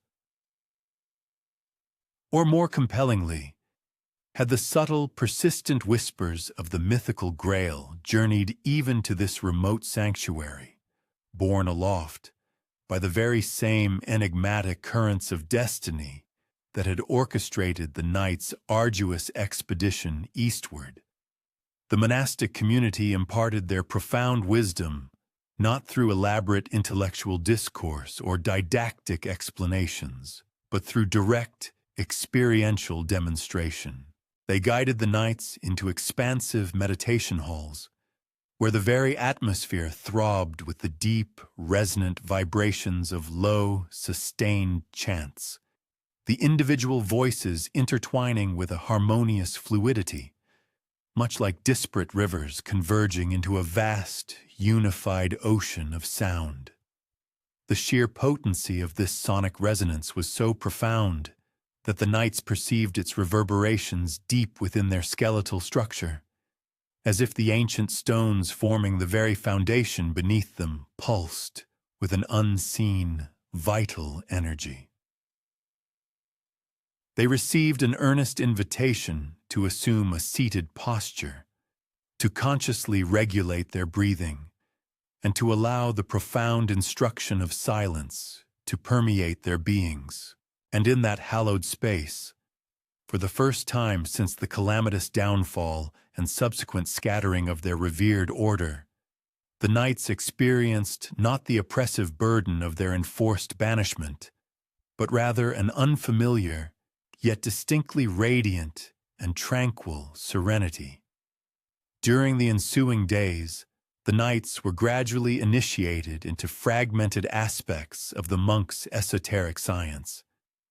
This included intricate celestial charts, meticulously calibrated to align with specific temple apertures, detailed anatomical diagrams of the human form depicting unseen streams of vital energy imperceptible to the unassisted eye, and precise breathing methodologies designed to assuage the turbulent heart and enhance mental acuity. While the Templars did not yet grasp the entirety of this profound wisdom, they instinctively recognized it as knowledge belonging to a similar philosophical stratum as their own closely guarded mysteries, perceiving it as an alternative, yet equally valid, trajectory ascending towards the identical pinnacle of ultimate truth. However, the profound teachings contained within the sutras extended beyond themes of mere tranquility and inner harmony. Within a sequestered chamber, concealed behind portals secured with crimson-hued cords, the monastic scholars unveiled additional scrolls that narrated epic conflicts predating human recollection, perpetual engagements between the primordial forces of luminescence and shadow, ceaselessly recurring, perpetually without definitive resolution. One particular treatise meticulously detailed the existence of ancient guardians of sacred artifacts, remarkably analogous to the Templars themselves, who had been charged with the profound stewardship of spiritual treasures. Another scroll articulated a compelling prophecy, foretelling the eventual arrival of enigmatic strangers originating from far-off territories, destined to seek out that which had long been concealed. Their quest driven not by imperialistic ambition or military conquest, but by an intrinsic, profound yearning. The knights absorbed these revelations in profound stillness, their minds processing the implications. They had, throughout their arduous lives, steadfastly maintained the conviction that their sacred mission was entirely sui generis, a divine imperative personally conferred by the celestial realm upon their exclusive order. Yet, within this remote sanctuary, transcending formidable mountain ranges and vast cultural divides, they now encountered striking reflections of their own identity within an entirely distinct tradition. Figures cast as vigilant guardians, persistent seekers, and devoted protectors of profound wisdom. A fundamental question began to coalesce in their collective consciousness. Was their individual path not an isolated, singular trajectory, but rather an integral component of a far more expansive and intricate tapestry? A global network of covert custodians, each diligently safeguarding a precious fragment of a universal, overarching truth. On a particular evening, as delicate veils of snow descended silently, the venerable abbot of the monastic institution guided the knights to a concealed cavern situated high above the tranquil valley. Within its depths, the ancient walls were adorned with enigmatic pictographs, intricate patterns of concentric circles, ethereal flames gracefully encircling a blooming lotus, and, most strikingly, at the very heart of the composition, a chalice emanating a luminous glow. The knights gazed upon this depiction with utter astonishment, recognizing the image unequivocally as that of the legendary Grail. The abbot, a faint, knowing smile gracing his lips, clarified that the image was not intended to represent a tangible vessel, but rather served as a potent symbol of life's perpetual transmission, carried forward from one generation to the next.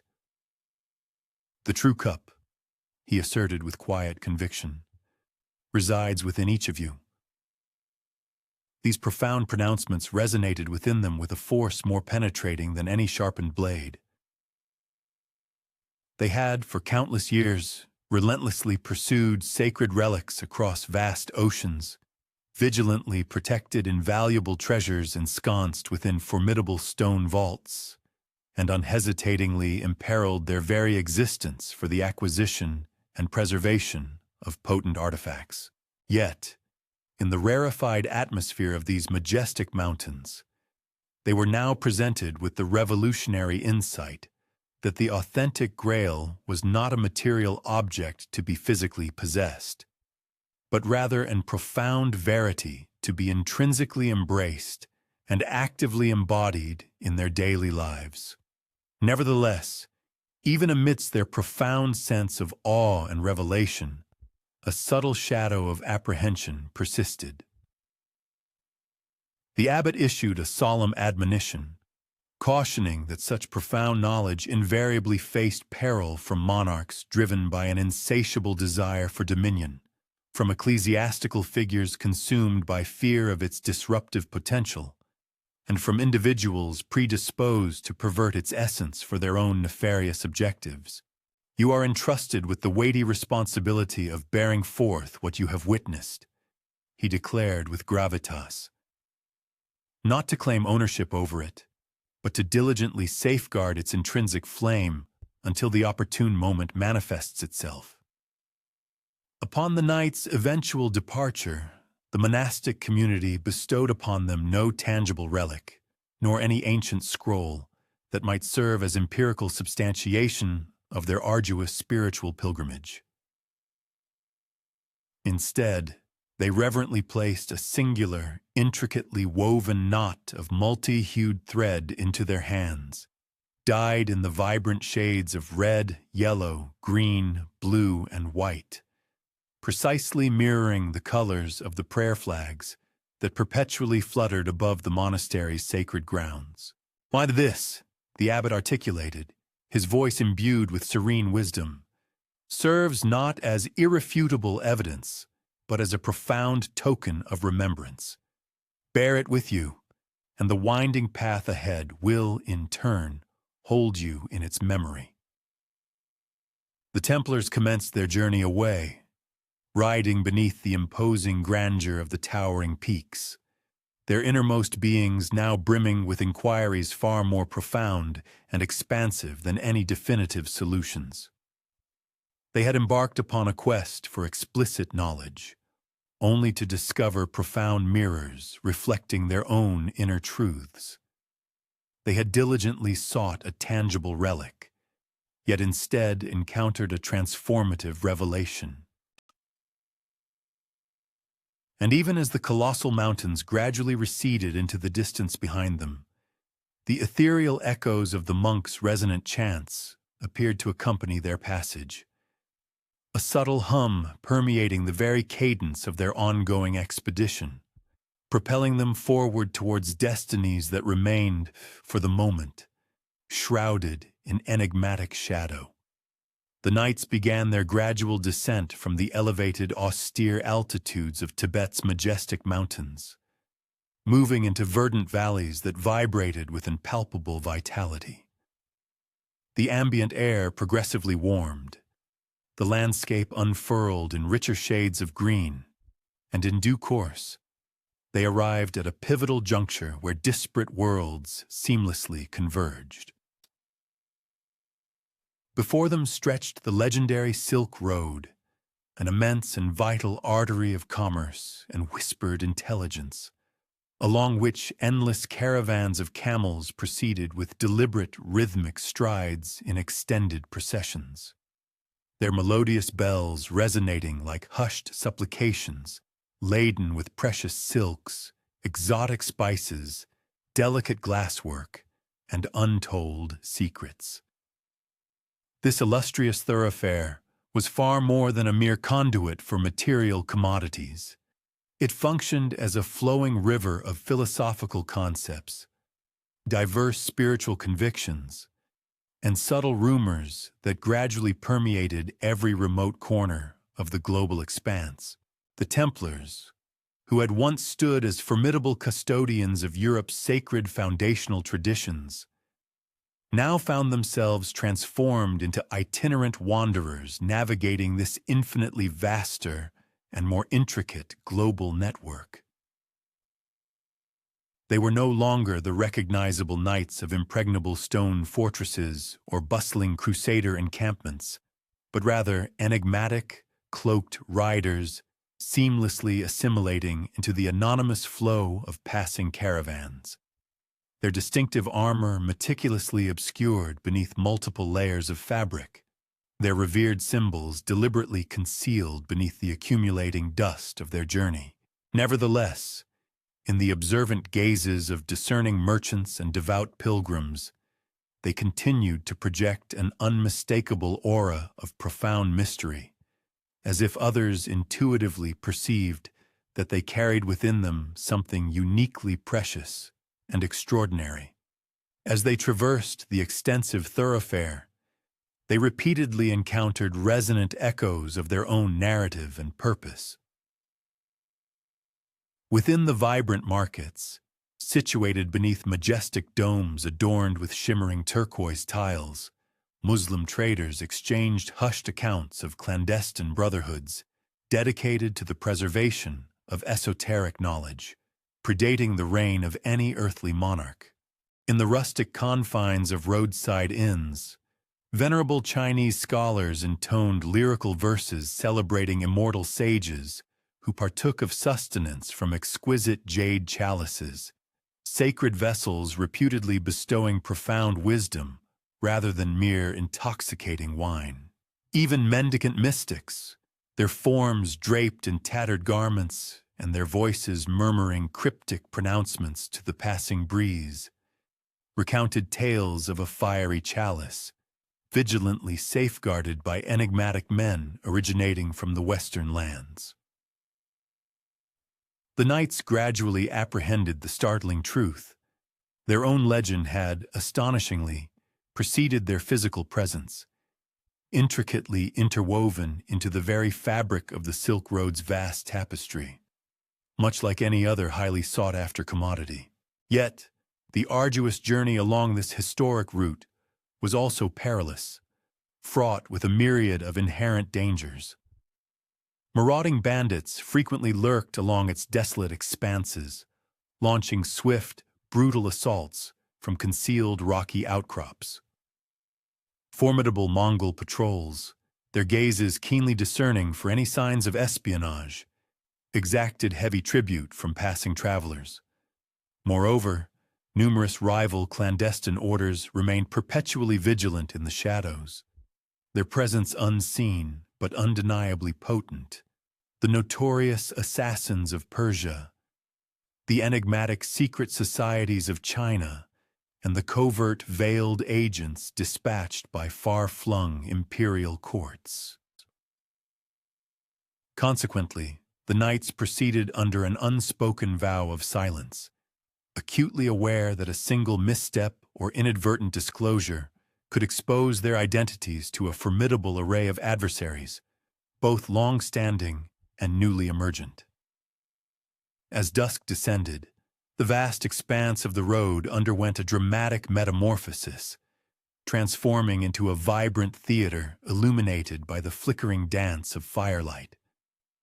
Caravans meticulously arranged their wagons in protective circles for enhanced security. Fires blazed robustly, offering respite against the pervasive desert chill, and a cacophony of human voices intermingled, conversing in dozens of disparate tongues. The Templars invariably maintained a discreet distance, observing and listening intently. A seasoned trader might recount vivid descriptions of fabled cities paved with gleaming gold, situated in the furthest reaches of the East. A contemplative monk might narrate the legend of a hallowed mountain peak where the celestial realm purportedly intersected with the earthly plane. A seasoned traveler from the Indian subcontinent might softly confide in hushed tones about a priceless jewel concealed within an ancient temple, one that pulsated with an internal luminescence, as though imbued with its own vital essence. Each such narrative, whether grand or subtle, constituted a mere fragment, a shimmering shard within a much grander, intricate mosaic.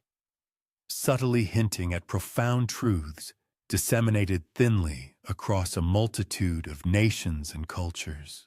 It was amidst the bustling activity of one such nocturnal encampment that the knights experienced a singular encounter with an enigmatic shadow. A mysterious cloaked figure approached their secluded position with an unnerving lack of hesitation, conveying the distinct impression that he had been patiently anticipating their presence. His countenance remained obscured, his voice hushed and resonant, yet his pronouncements struck with remarkable clarity and piercing accuracy. "You pursue that which is inherently incapable of physical conveyance," he declared. "You endeavor to follow that which cannot be legitimately possessed." He expounded upon the nature of the Grail, not as a tangible relic, but as an experiential journey in itself, a path without end, incessantly winding, perpetually progressing forward. When the knights pressed him to reveal his identity, he simply responded, "A traveler," before seamlessly dissolving back into the anonymous throng. They were never to behold him again.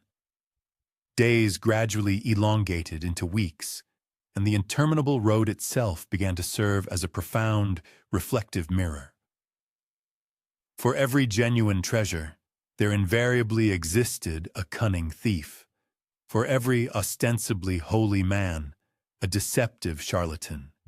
For every authentic fragment of wisdom, a meticulously crafted counterfeit.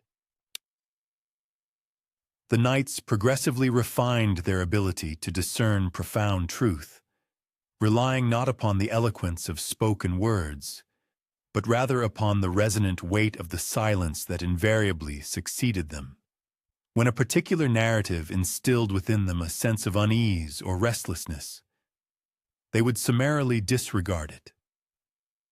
Conversely, when a tale left them in a state of reverent, hushed contemplation, they would carefully safeguard it within their innermost thoughts. Within the magnificent metropolis of Samarkand, beneath towering minarets that shimmered like polished spears of sapphire, they ventured into sprawling bazaars where ancient scrolls originating from Byzantium reposed alongside sacred sutras imported from India, and where the exotic perfumes of Arabia harmoniously commingled with the aromatic incense of China. Here, they briefly apprehended the very vision their esteemed order had long harbored, a veritable crossroads where the civilizations of the East and West intimately converged and intertwined. Yet, even within this vibrant nexus, insidious shadows continued to trail their every movement. An ominous message reached them, meticulously inscribed upon a delicate scrap of silk that had been surreptitiously slipped into their personal belongings. "Your brethren are under surveillance. The West has not relinquished its memory of you."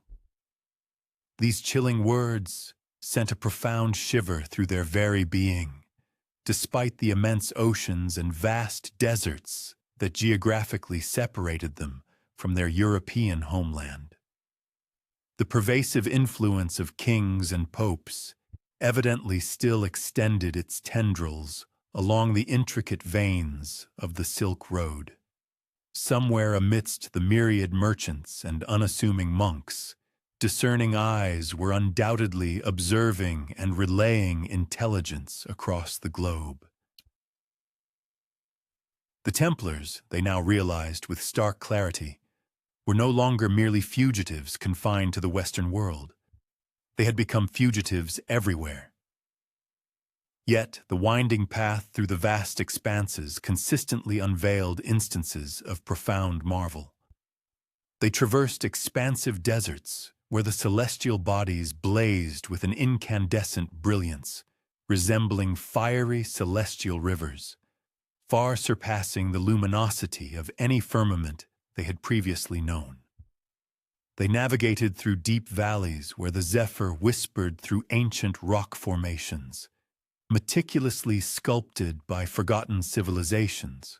Their journey led them into time-worn caravanserais, establishments whose stone walls were inscribed with the legacies of countless wayfarers who had passed through before, centuries of devoted pilgrims leaving their indelible marks, like ephemeral shadows etched upon the enduring rock. In these poignant instances, the knights perceived themselves as both fleeting and intrinsically linked to eternity, borne along by a tide of existence far more ancient than their own unfolding saga. Nevertheless, the elusive grail perpetually weighed heavily upon their minds, manifesting less as a tangible artifact and more as an insistent query. Could its profound secret genuinely reside amidst these interwoven currents of commerce and the relentless march of time? Or had their arduous expedition been nothing more than the pursuit of mere phantoms, ephemeral mirages dancing across the ever-changing dunes of remembrance? The venerable Silk Road offered no definitive solutions, only an intricate network of potential routes.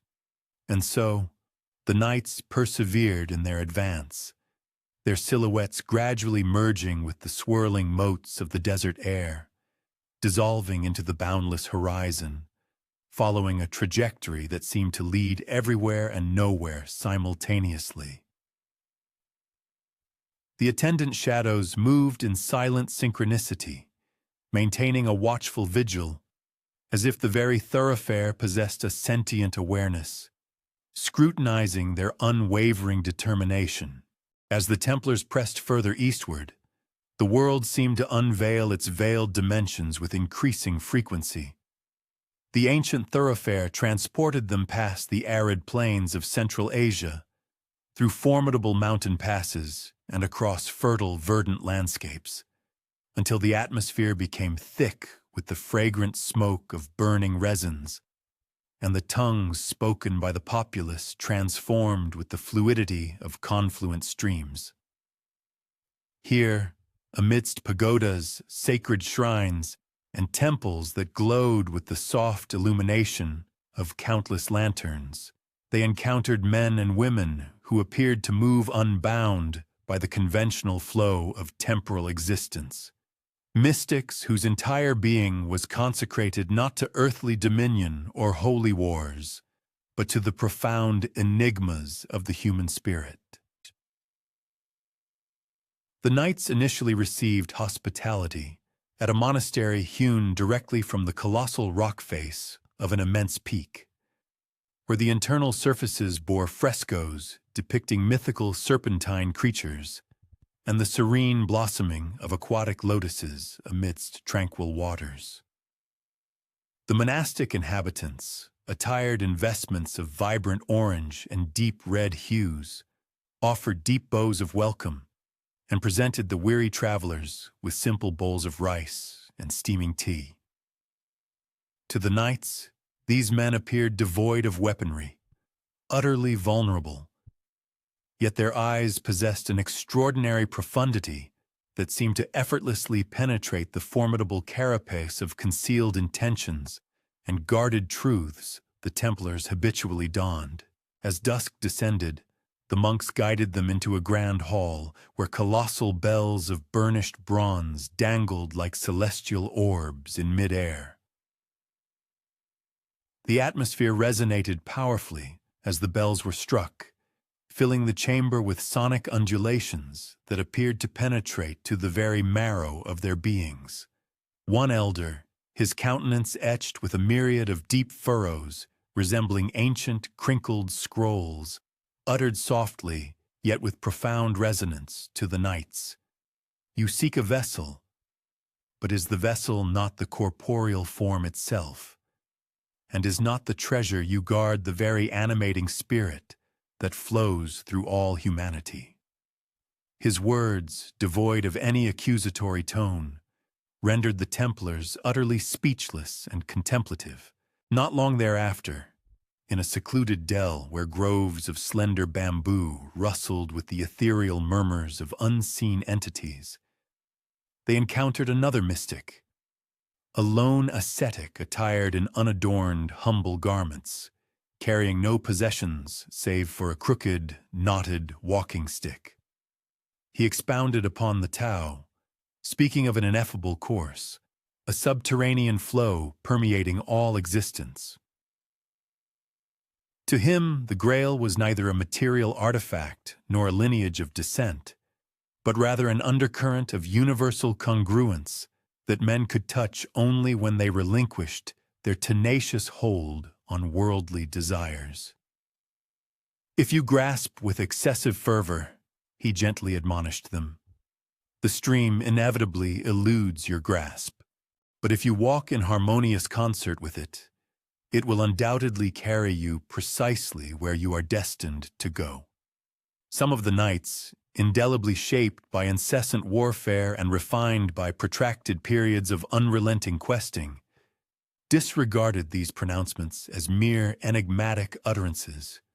However, others sensed an awakening deep within their consciousness, as though these enigmatic strangers were unfurling layers of perception they had previously never contemplated disturbing.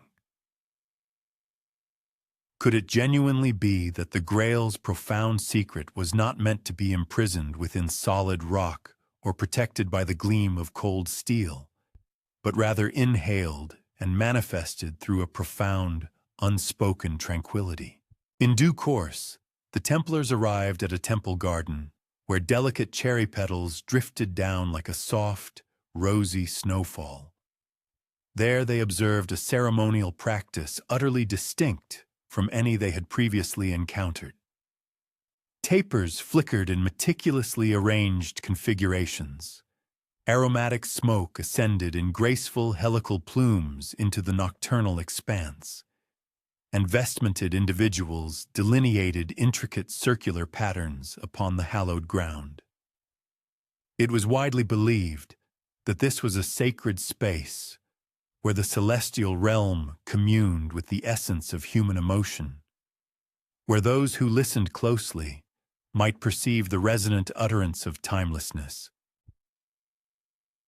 One knight, whose spiritual conviction had been severely challenged by a protracted period of displacement, knelt among the blossoms and felt a profound tranquility transcending conventional supplication, as if the very soil seemed imbued with the recollection of a primordial enigma. The mystics they encountered never inquired into their identities or the burden of their quest.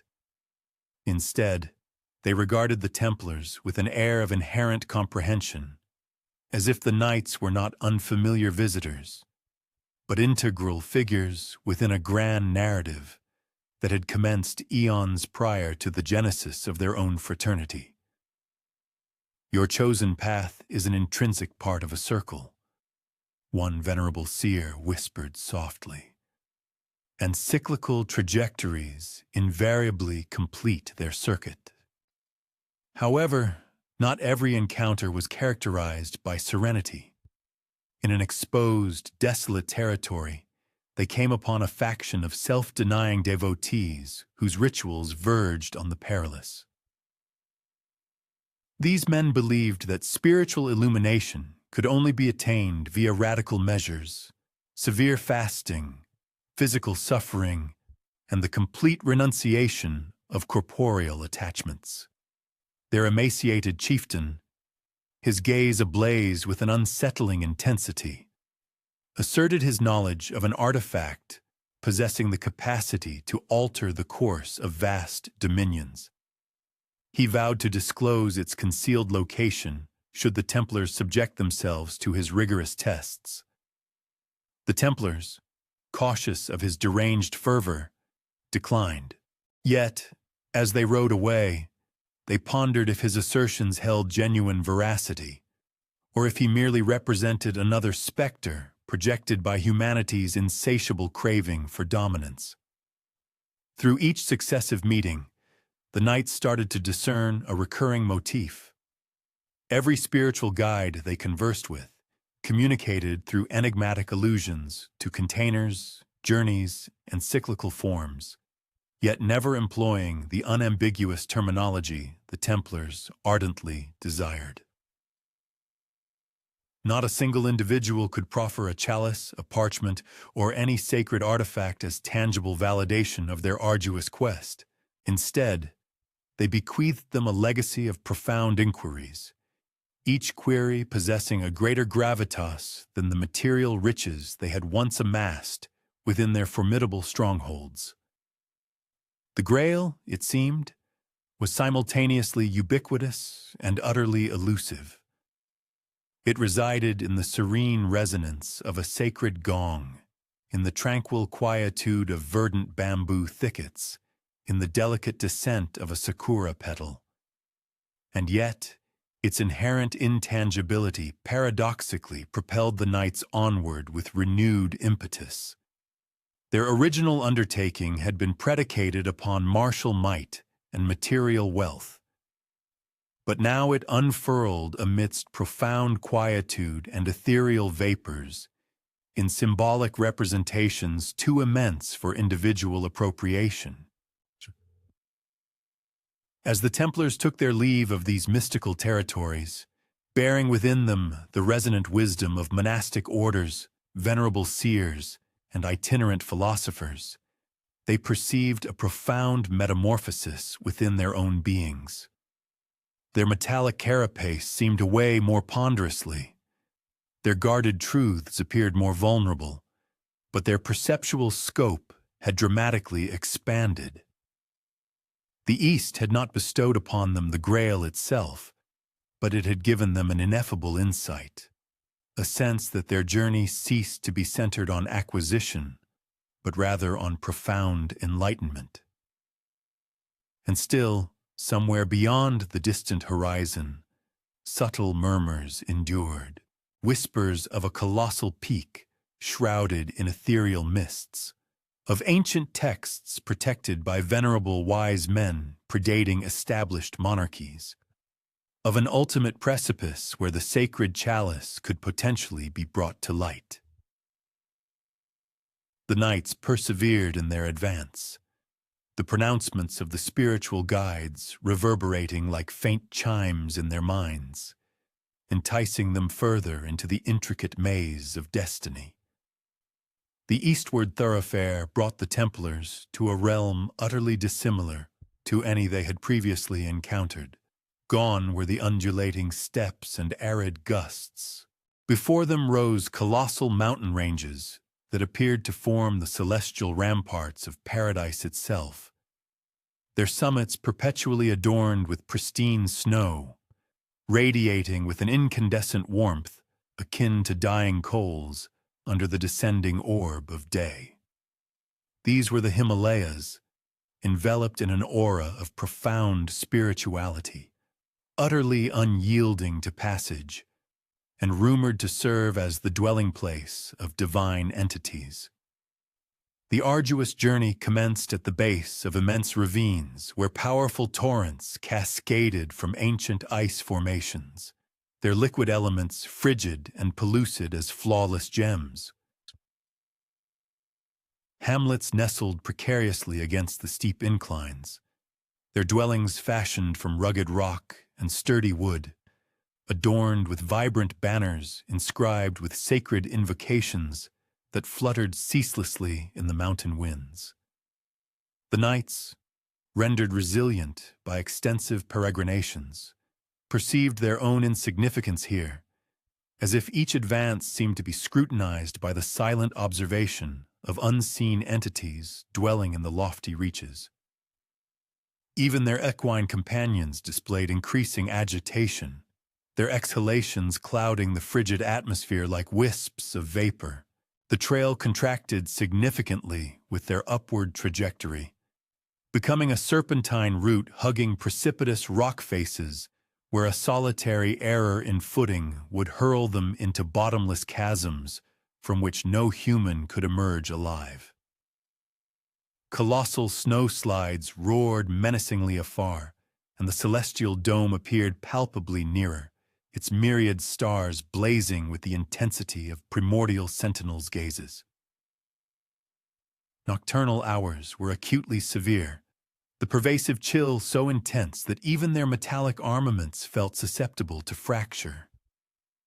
Yet every breaking day disclosed panoramas of such sublime splendor that the Templars experienced a palpable alleviation of their arduous loads.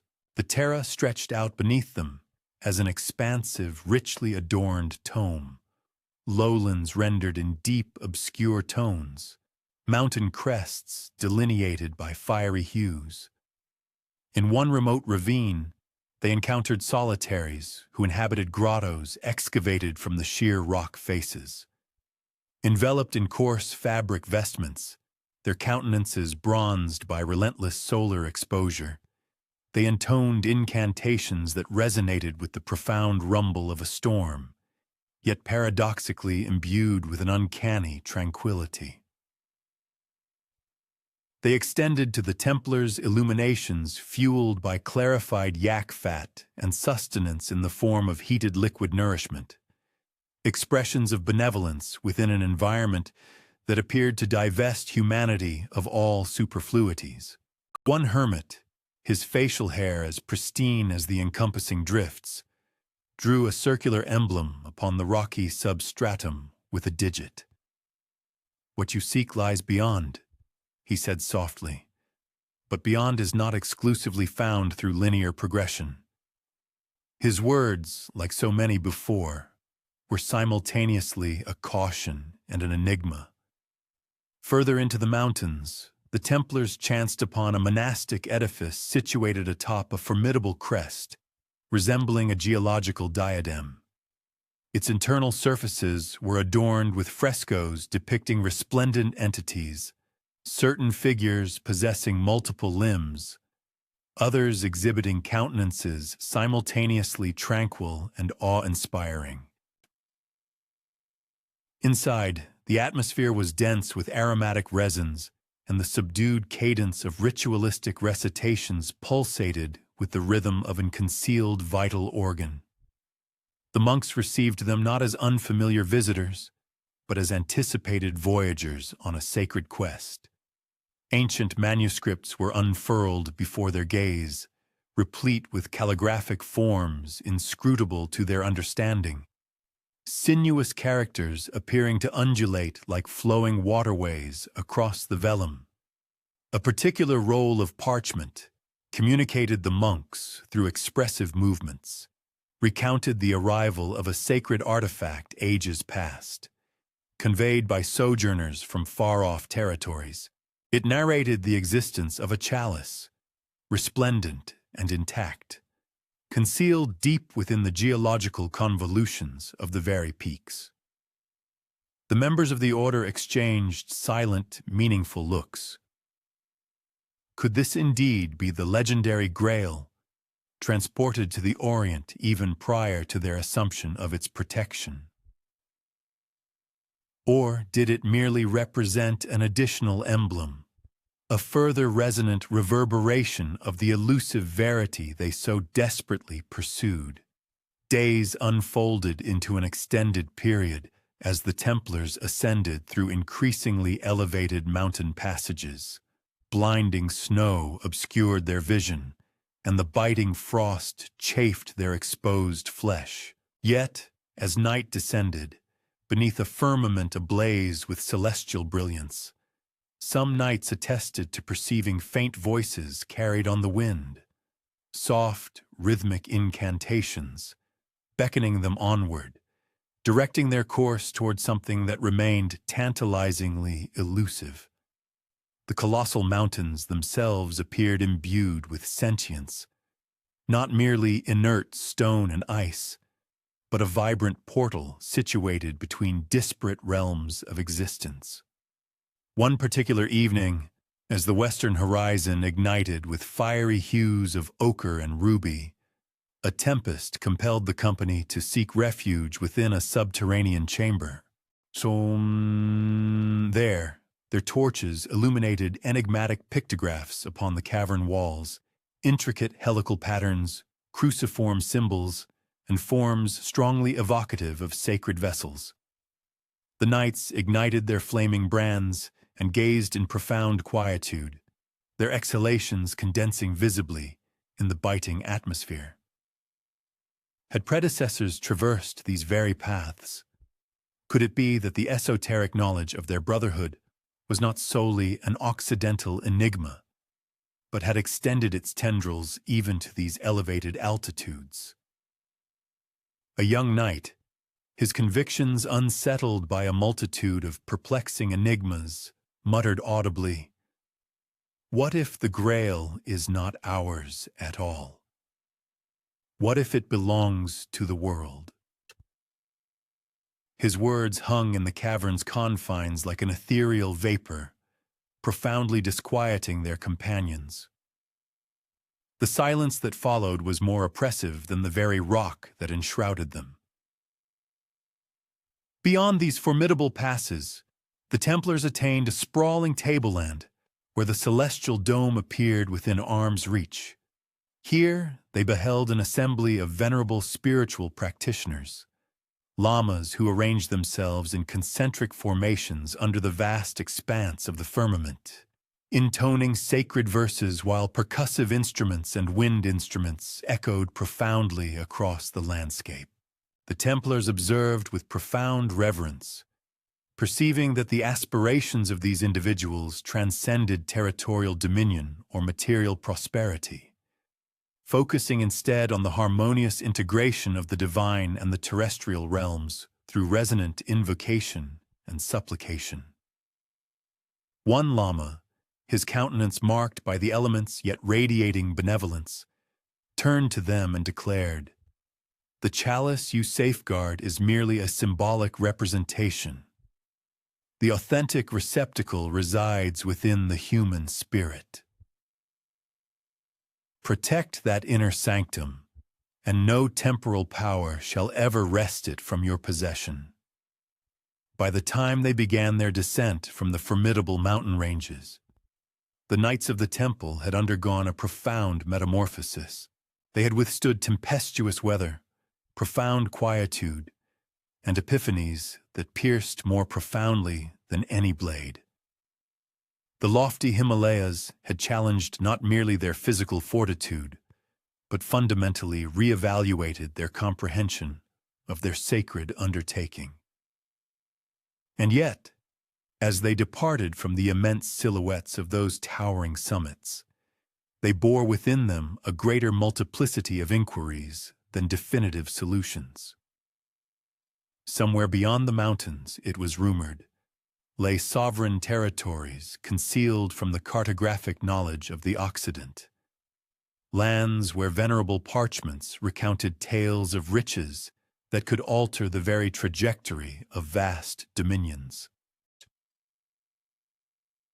The knights persevered in their advance, their respiration still subtly influenced by the rarefied atmosphere of the heights, their spirits disquieted by the contemplation that perhaps the sacred chalice had perpetually remained tantalizingly elusive.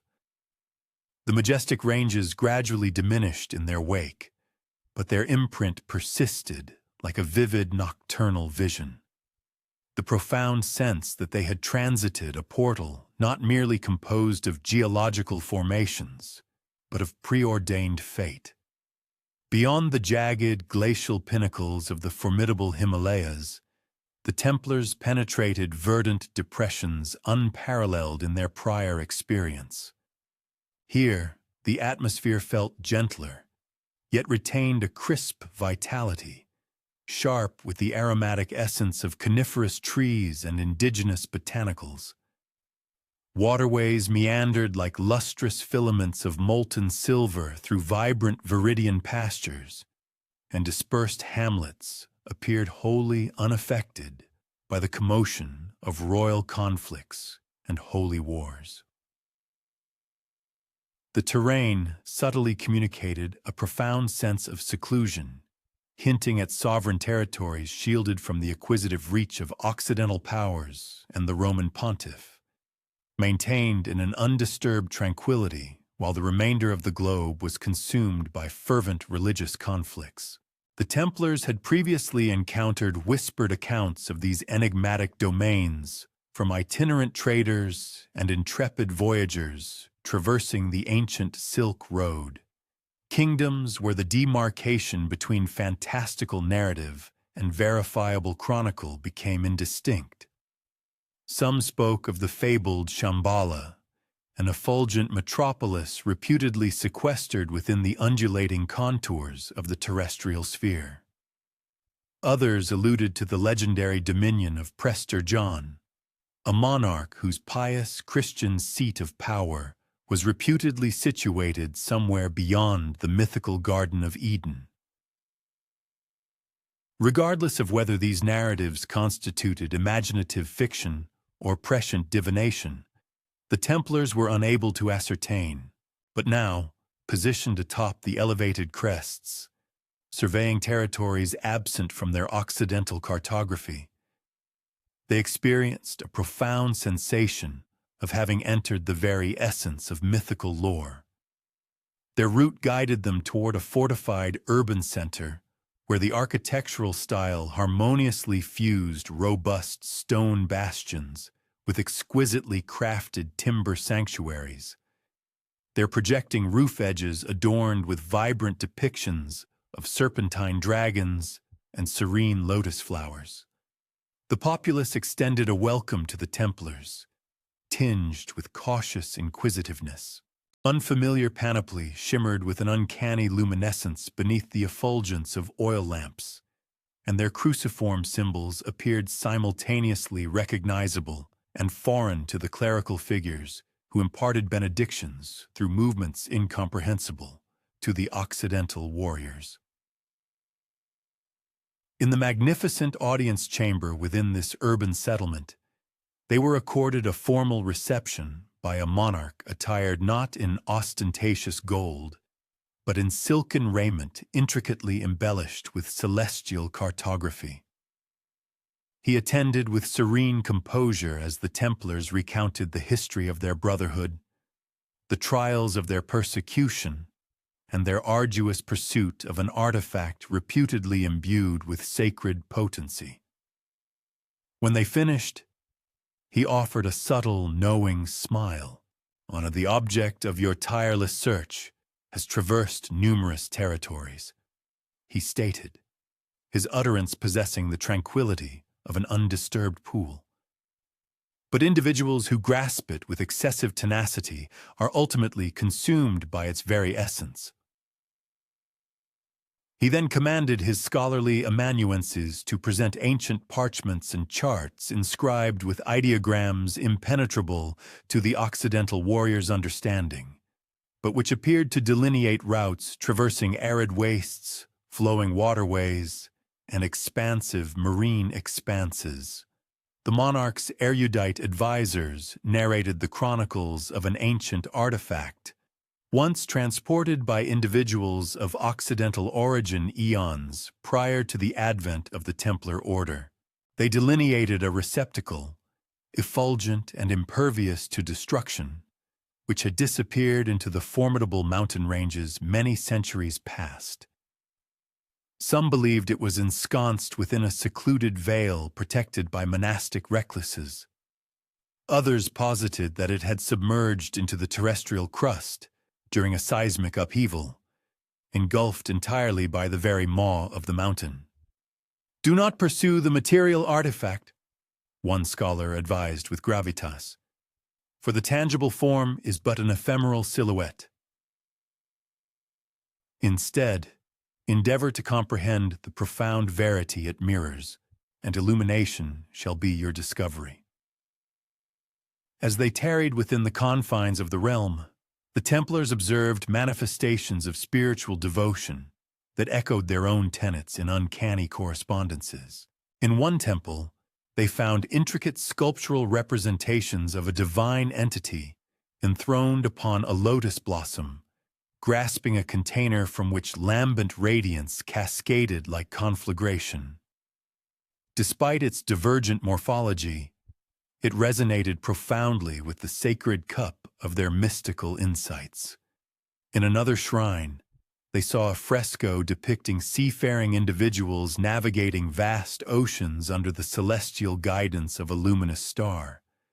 a depiction uncannily recognizable to the Templars, who recalled the narratives of the wise men from the Christian Gospels. Could it be that spanning the annals of time, transcending linguistic barriers and imperial dominions, all narratives converged upon the identical, concealed spiritual essence? One night, as flaming brands danced erratically across the regal edifice's surfaces, a venerable seer materialized in their lodgings without prior invitation. His gaze was obscured by the patina of antiquity, yet his utterance carried an undeniable resonance. The Sacred Grail is not confined by geographical demarcations, he told them. It functions as a reflective surface that reveals to every individual quester precisely what they are prepared to perceive. For certain individuals, it manifests as a sacred cup. For others, a sacred text, a precious gem, or a melodic expression. The object of your pursuit has, in essence, already discovered you. You merely fail to discern its true manifestation.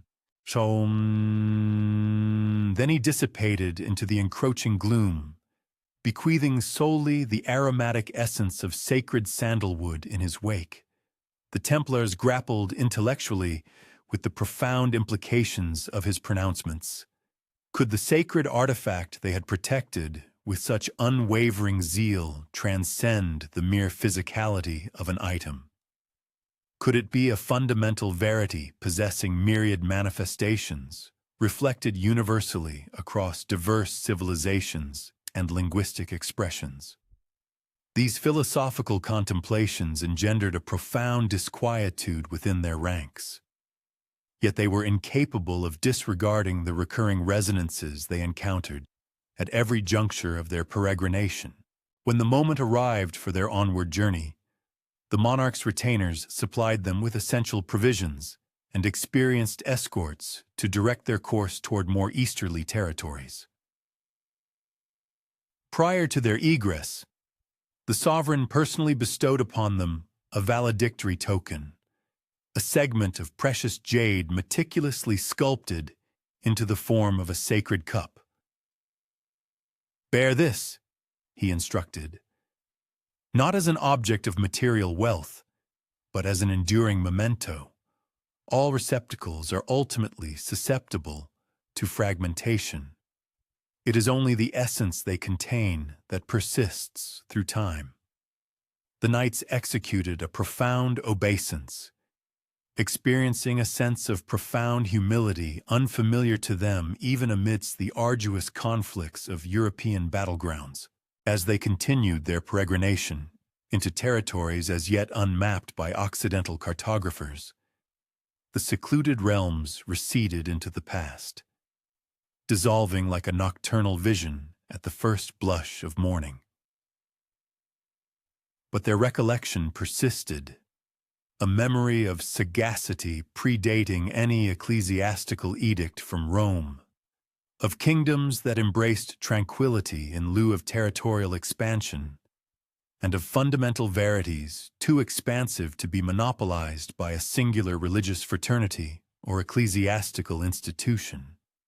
The path stretching before them remained shrouded in ambiguity. The lofty ranges had rigorously challenged their physical fortitude. The enigmatic realms had profoundly scrutinized their intellectual comprehension. Now, as they traced the course of the sinuous waterway that meandered eastward toward the nascent solar orb, the Templars perceived the profound gravity of their sacred undertaking intensify. For the deeper they ventured into unknown lands, the more profound their dawning awareness became. The Sacred Grail was not merely an artifact to be discovered. It was, rather, a profound concept to be assimilated, and perhaps, ultimately, an attachment to be relinquished. The pathway constricted significantly as the Templars continued their arduous advance further into the Orient, where towering peaks ascended like immense, silent sentinels, their summits obscured by ethereal shrouds of frozen precipitation and atmospheric vapor. Every successive stride necessitated a relinquishment of vital respiration, physical vigor, and assured conviction. Equine companions stumbled and provisions gradually diminished, but the knights persevered in their relentless march, their direction influenced less by cartographic representations than by faint murmurs, vivid nocturnal visions, and scattered pieces of prescient insight amassed throughout their peregrination. The sacred artifact, whether a tangible item or an abstract verity, perpetually appeared to lie just outside their grasp, drawing them inexorably upward into elevated territories, where the atmosphere grew increasingly rarefied and the lower world receded from view. During the nocturnal hours, they established their encampment under a firmament where celestial bodies blazed with the frigid intensity of glacial flambeaux. The astronomical patterns appeared recognizable, yet subtly reconfigured, as though they had traversed into an altogether distinct celestial sphere. Certain Templars attested to perceiving forms, sacred cups, martial blades, and avian symbols of peace, delineated against the backdrop of the cosmos, omens that appeared to reflect their personal spiritual conflicts. Was this perception a divine unveiling, or merely the product of profound fatigue manifesting phantasms from the biting chill? No individual possessed a definitive answer, yet the compelling spectacle propelled them forward. They traversed the desolate remains of monastic establishments, their masonry partially interred beneath massive snowslides, where ascetics had previously performed liturgical incantations to repel malevolent entities of frigid temperatures and tempestuous weather. Within the confines of one particular dilapidated structure, they unearthed a fresco remarkably preserved, a procession of anthropomorphic forms congregated around an effulgent container. The receptacle was neither a traditional chalice nor a precious gem, but rather a luminous orb depicted with brushstrokes that retained their shimmering quality even after countless centuries of icy exposure. The Templars paused in prolonged contemplation before the artwork, profoundly awed. For the inaugural occasion, certain among them pondered if their extensive spiritual journey had been preordained to culminate at this precise location, not for the purpose of asserting ownership over a sacred artifact, but rather to undergo a profound metamorphosis through its conceptual essence. Several days subsequent to their departure, while navigating a constricted mountain pass, a tempest manifested abruptly and without prior indication. The snowfall became so profuse and dense that the entire landscape dissolved into an opaque shroud of white. The Templar knights, securing themselves one to another with a sturdy rope, persevered onward, their vision utterly obscured. Amidst the ferocious shriek of the gale, one among them solemnly declared he perceived incantations, voices intoning in an idiom more ancient than classical Latin. Another asserted he witnessed spectral forms accompanying their arduous trek, enveloped in an ethereal luminescence, their countenances obscured by veils. The perplexing question arose: were these benevolent saints, revered forebears, or mere phantasms born of extreme cold and exhaustion? Miraculously, the binding cord maintained its integrity. With deliberate individual steps, they continued their upward journey through the tumultuous weather until, with the same suddenness of its onset, the oppressive cloud cover dispersed. Unfolding before their astonished gaze was an expansive plateau, miraculously unmarred by the recent snowfall, imbued with a gentle, radiant golden effulgence. despite the still somber heavens above. At its very heart stood a singular edifice, an architectural marvel that seamlessly fused the solemnity of a temple with the impregnable strength of a fortress. Its venerable walls were intricately adorned with carvings, a compelling synthesis of iconography from both Eastern and Western traditions. Here, the revered crosses of Christendom were found inextricably interwoven with the delicate petals of the lotus, while celestial stars harmonized with the mythic imagery of dragons.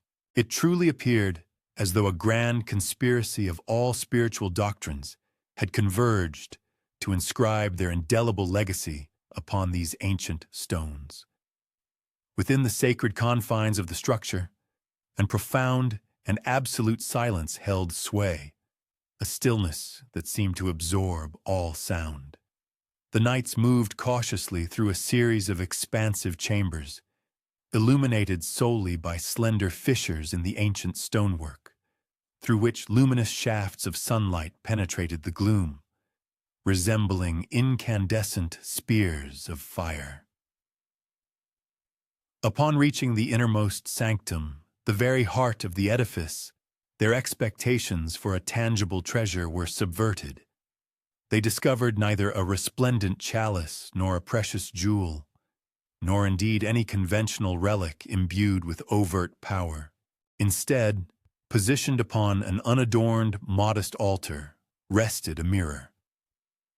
Its surface, tarnished and muted by the relentless march of centuries, was encased within a sturdy iron frame, yet it remarkably rendered the countenances of the approaching knights with striking clarity. As they intently peered into its depths, the reflection presented was not their familiar visages, but rather a profound panorama of collective and individual memories. They witnessed their solemn vows being pledged within the hallowed chapels of France, recounted the devastating infernos that had claimed their brethren, and recalled the formidable fleets that had mysteriously vanished into the vast, indifferent expanse of the sea. Before their eyes unfolded visions of sanguinary battlefields, littered with discarded armor, of invaluable treasures meticulously concealed within subterranean catacombs, of monarchs furtively conspiring betrayal, and of pontiffs formally endorsing momentous decrees. And then, transcending these historical vignettes, they perceived an incandescent light, boundless, amorphous, traversing the annals of time akin to a delicate thread, intricately weaving together all diverse faiths and disparate kingdoms into a singular, unseen tapestry.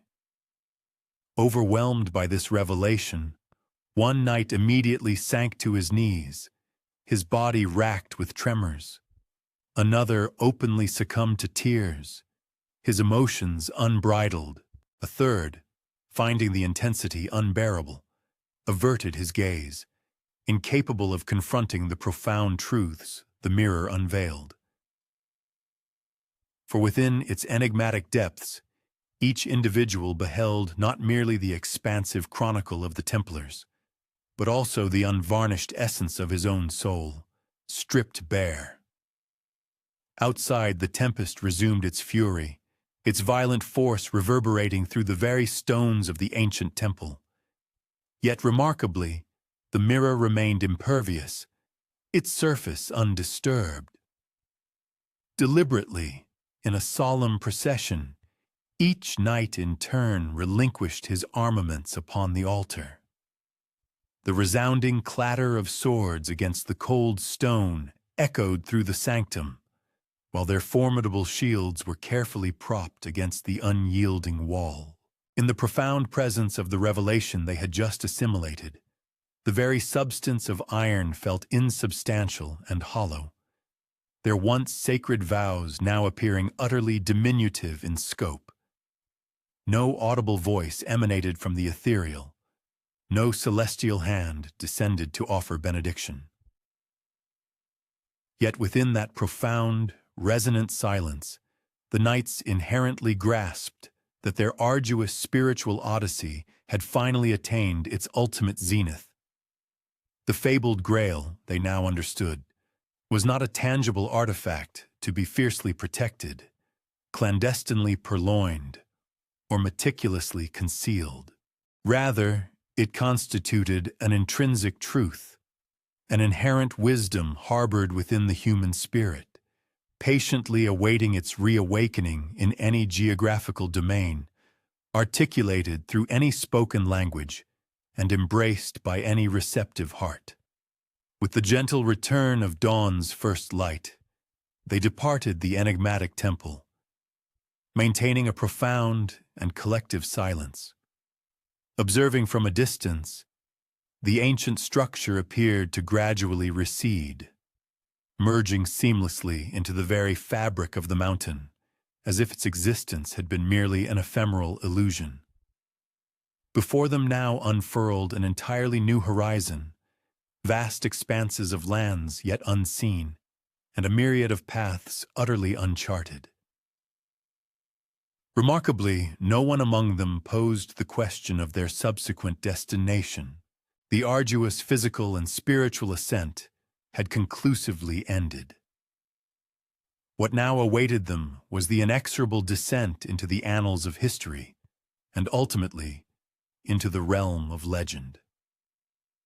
Far beneath their lofty vantage point, the mundane world continued its incessant squabbles over dominion, material wealth, and regal authority. Yet perched high amidst those remote peaks, the Templars had made contact with an essence truly eternal.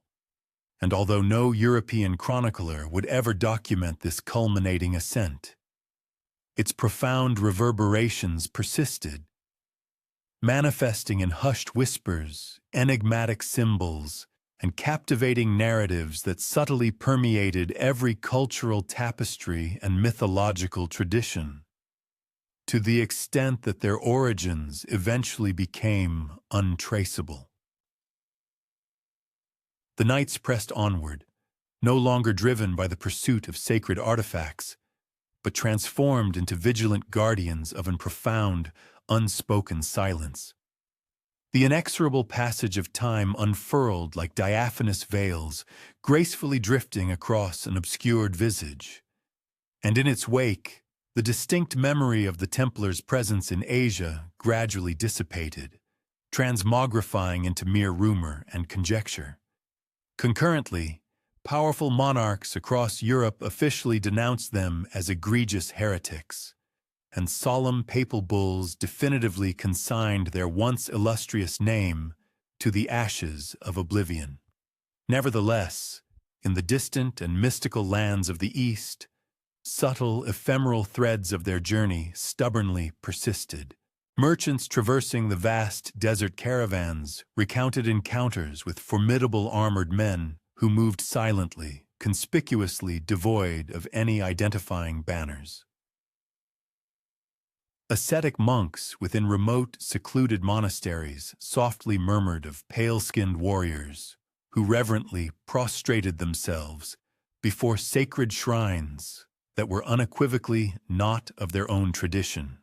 Seafaring mariners, navigating treacherous waters, carried intriguing tales of enigmatic knights who had mysteriously vanished into uncharted islands, places too perilous or mythical for any conventional map to delineate. What had initially coalesced as a formidable military order, dedicated to martial prowess and religious defense, ultimately concluded in these whispered narratives as an entity far more enigmatic and ethereal, seekers divested of any identifying flag or specific allegiance, burdened solely by a profound, self-imposed silence. Their sacred relics, should any have managed to endure the ravages of time and persecution, were conspicuously never publicly exhibited. Their intricate codes of conduct, if indeed they continued to be orally transmitted, gradually transmuted into subtle gestures, into esoteric symbols painstakingly etched upon ancient stone, and into prayers left poignantly unfinished within the desolate confines of forgotten chapels. For the vast majority of humanity, they had simply ceased to exist. Yet, for the discerning few who meticulously scrutinized the intricate currents of historical progression with the same unwavering dedication one applies to the study of celestial bodies, the Templars were never truly absent. They had metamorphosed into an guiding shadow, subtly influencing events from behind an unseen veil, steering the course of destiny without leaving any discernible imprint, and diligently preserving profound truths without ever laying claim to them. Among the most persistent and resonant of these hushed murmurs was a profound prophecy, a cryptic fragment reputedly uttered by a Templar knight in his final moments. Illuminated by the slender arc of a crescent moon, this ancient prognostication foretold an epoch when the civilizations of the East and the West would once more teeter precariously on the precipice of utter disintegration, when vast empires would inevitably fracture and crumble beneath the crushing burden of their own self-imposed authority, and when humanity, disillusioned with material acquisition and fleeting renown, would embark upon a desperate quest for the very essence of meaning itself. On that fated night, the prophecy unequivocally declared, the Grail would manifest, not in the tangible form of a sacred chalice, nor as a revered relic, but as in transcendent truth, too immense and profound for any earthly throne to ever truly claim or possess. It would reveal itself in any sanctuary of silence, in any gathering where genuine seekers convened, unburdened by the apprehension of differing creeds or the mandates of temporal power. Thus, the relentless wheel of centuries continued its unceasing rotation. The fervent era of the Crusades gradually yielded to the establishment of nascent kingdoms, which in turn evolved into distinct nations, and eventually expanded into formidable empires. Throughout these tumultuous transitions, grand libraries were consumed by conflagrations, and magnificent temples succumbed to ruin. Yet across vast continents, inexplicable fragments of an enduring legacy stubbornly persisted, a meticulously carved star adorning a monastery wall high in Tibet, a venerable sword, its blade intricately inscribed with elegant Eastern calligraphy, secreted away within the labyrinthine catacombs beneath Paris, and a meticulously kept ship's log originating from Portugal, detailing a clandestine brotherhood of mariners who had pledged their solemn vows to an enigmatic cause, the true nature of which remained perpetually undisclosed. Individually, these disparate occurrences were invariably dismissed as mere coincidences. However, when viewed collectively, they coalesced into a narrative tapestry of such intricate design and compelling coherence that its underlying significance became utterly impossible to refute. The established church meticulously composed its authoritative histories, and the reigning monarchs assiduously erected their grand monuments to temporal power. Yet, within every profound silence that punctuated those documented narratives, the Templars, unseen and unacknowledged, patiently awaited. It remains a tantalizing possibility that they never truly departed from their mountain sanctuary. Perhaps they moved invisibly among the common populace, entering unassuming villages without detection. Or conceivably, they embarked upon vast oceanic voyages, silently disseminating their profound prophecy across new and fertile lands. No conventional chronicler possesses the definitive answer. What is ascertainable, however, is this singular truth, Wherever earnest seekers have convened in clandestine gatherings, wherever prescribed knowledge has been vigilantly safeguarded at immense personal sacrifice, an enigmatic shadow has consistently manifested at the very threshold. Some interpret this as the spectral silhouette of a solitary knight. Others contend it is merely the persistent echo of a truth so inherently potent and perilous that it defies explicit articulation. And as the intricate narrative approaches its concluding cadence this very evening, the fundamental question persists, hanging suspended in the air. Did the legendary Templars indeed recede into the vast expanse of Asia, taking their profound secrets irrevocably beyond the grasp of the Western world? Or alternatively, did they bequeath a potent prophecy that continues to patiently await those discerning few who possess the capacity to truly listen? Perhaps the elusive answer resides not within crumbling ruins, nor within tangible relics, but rather in the profound silence that exists between individual breaths, in the tranquil stillness that gracefully descends when the incessant clamor of the mundane world finally recedes. For it is precisely there, within that sacred quietude, that an ancient, profound truth continues to softly whisper.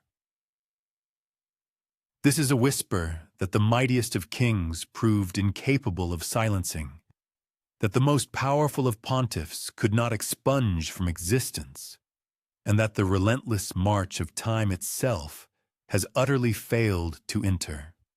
It is a whisper that serves as a poignant reminder that certain truths are never intended to be possessed or owned, but are instead destined to be merely carried forward, entrusted to successive generations. And so, the prophecy endures, lingering like a solitary candle left burning steadily within a forgotten, hallowed chapel, its flame unseen by most, yet undeniably unextinguished, patiently anticipating the moment when its profound illumination will be urgently required once more. And thus, the epic saga of the Templars' sojourn in the sprawling lands of Asia slowly recedes into a profound, pervasive stillness. Their formidable vessels have, eons ago, found their final resting places beneath the murky depths of forgotten waters. Their once impregnable fortresses have long since disintegrated into mere dust and rubble. Their once revered names have been systematically expunged from official parchments and royal decrees. Yet, astonishingly, the faint, persistent echo of their journeying footsteps continues to reverberate, not amidst the chaotic clamor of pitched battles or the resonant clash of vying crowns, but rather within the serene, quiet sanctuaries of the world, the towering mountains, the desolate deserts, and the profound, liminal silence that exists between distinct realms. For in the ultimate reckoning, the Templars' most profound and closely guarded secret was neither a material treasure, nor a potent relic, nor even a cryptic prophecy, but rather the timeless admonition that all human endeavors and spiritual odysseys inevitably culminate in silence. And it is within this very silence that we ultimately discover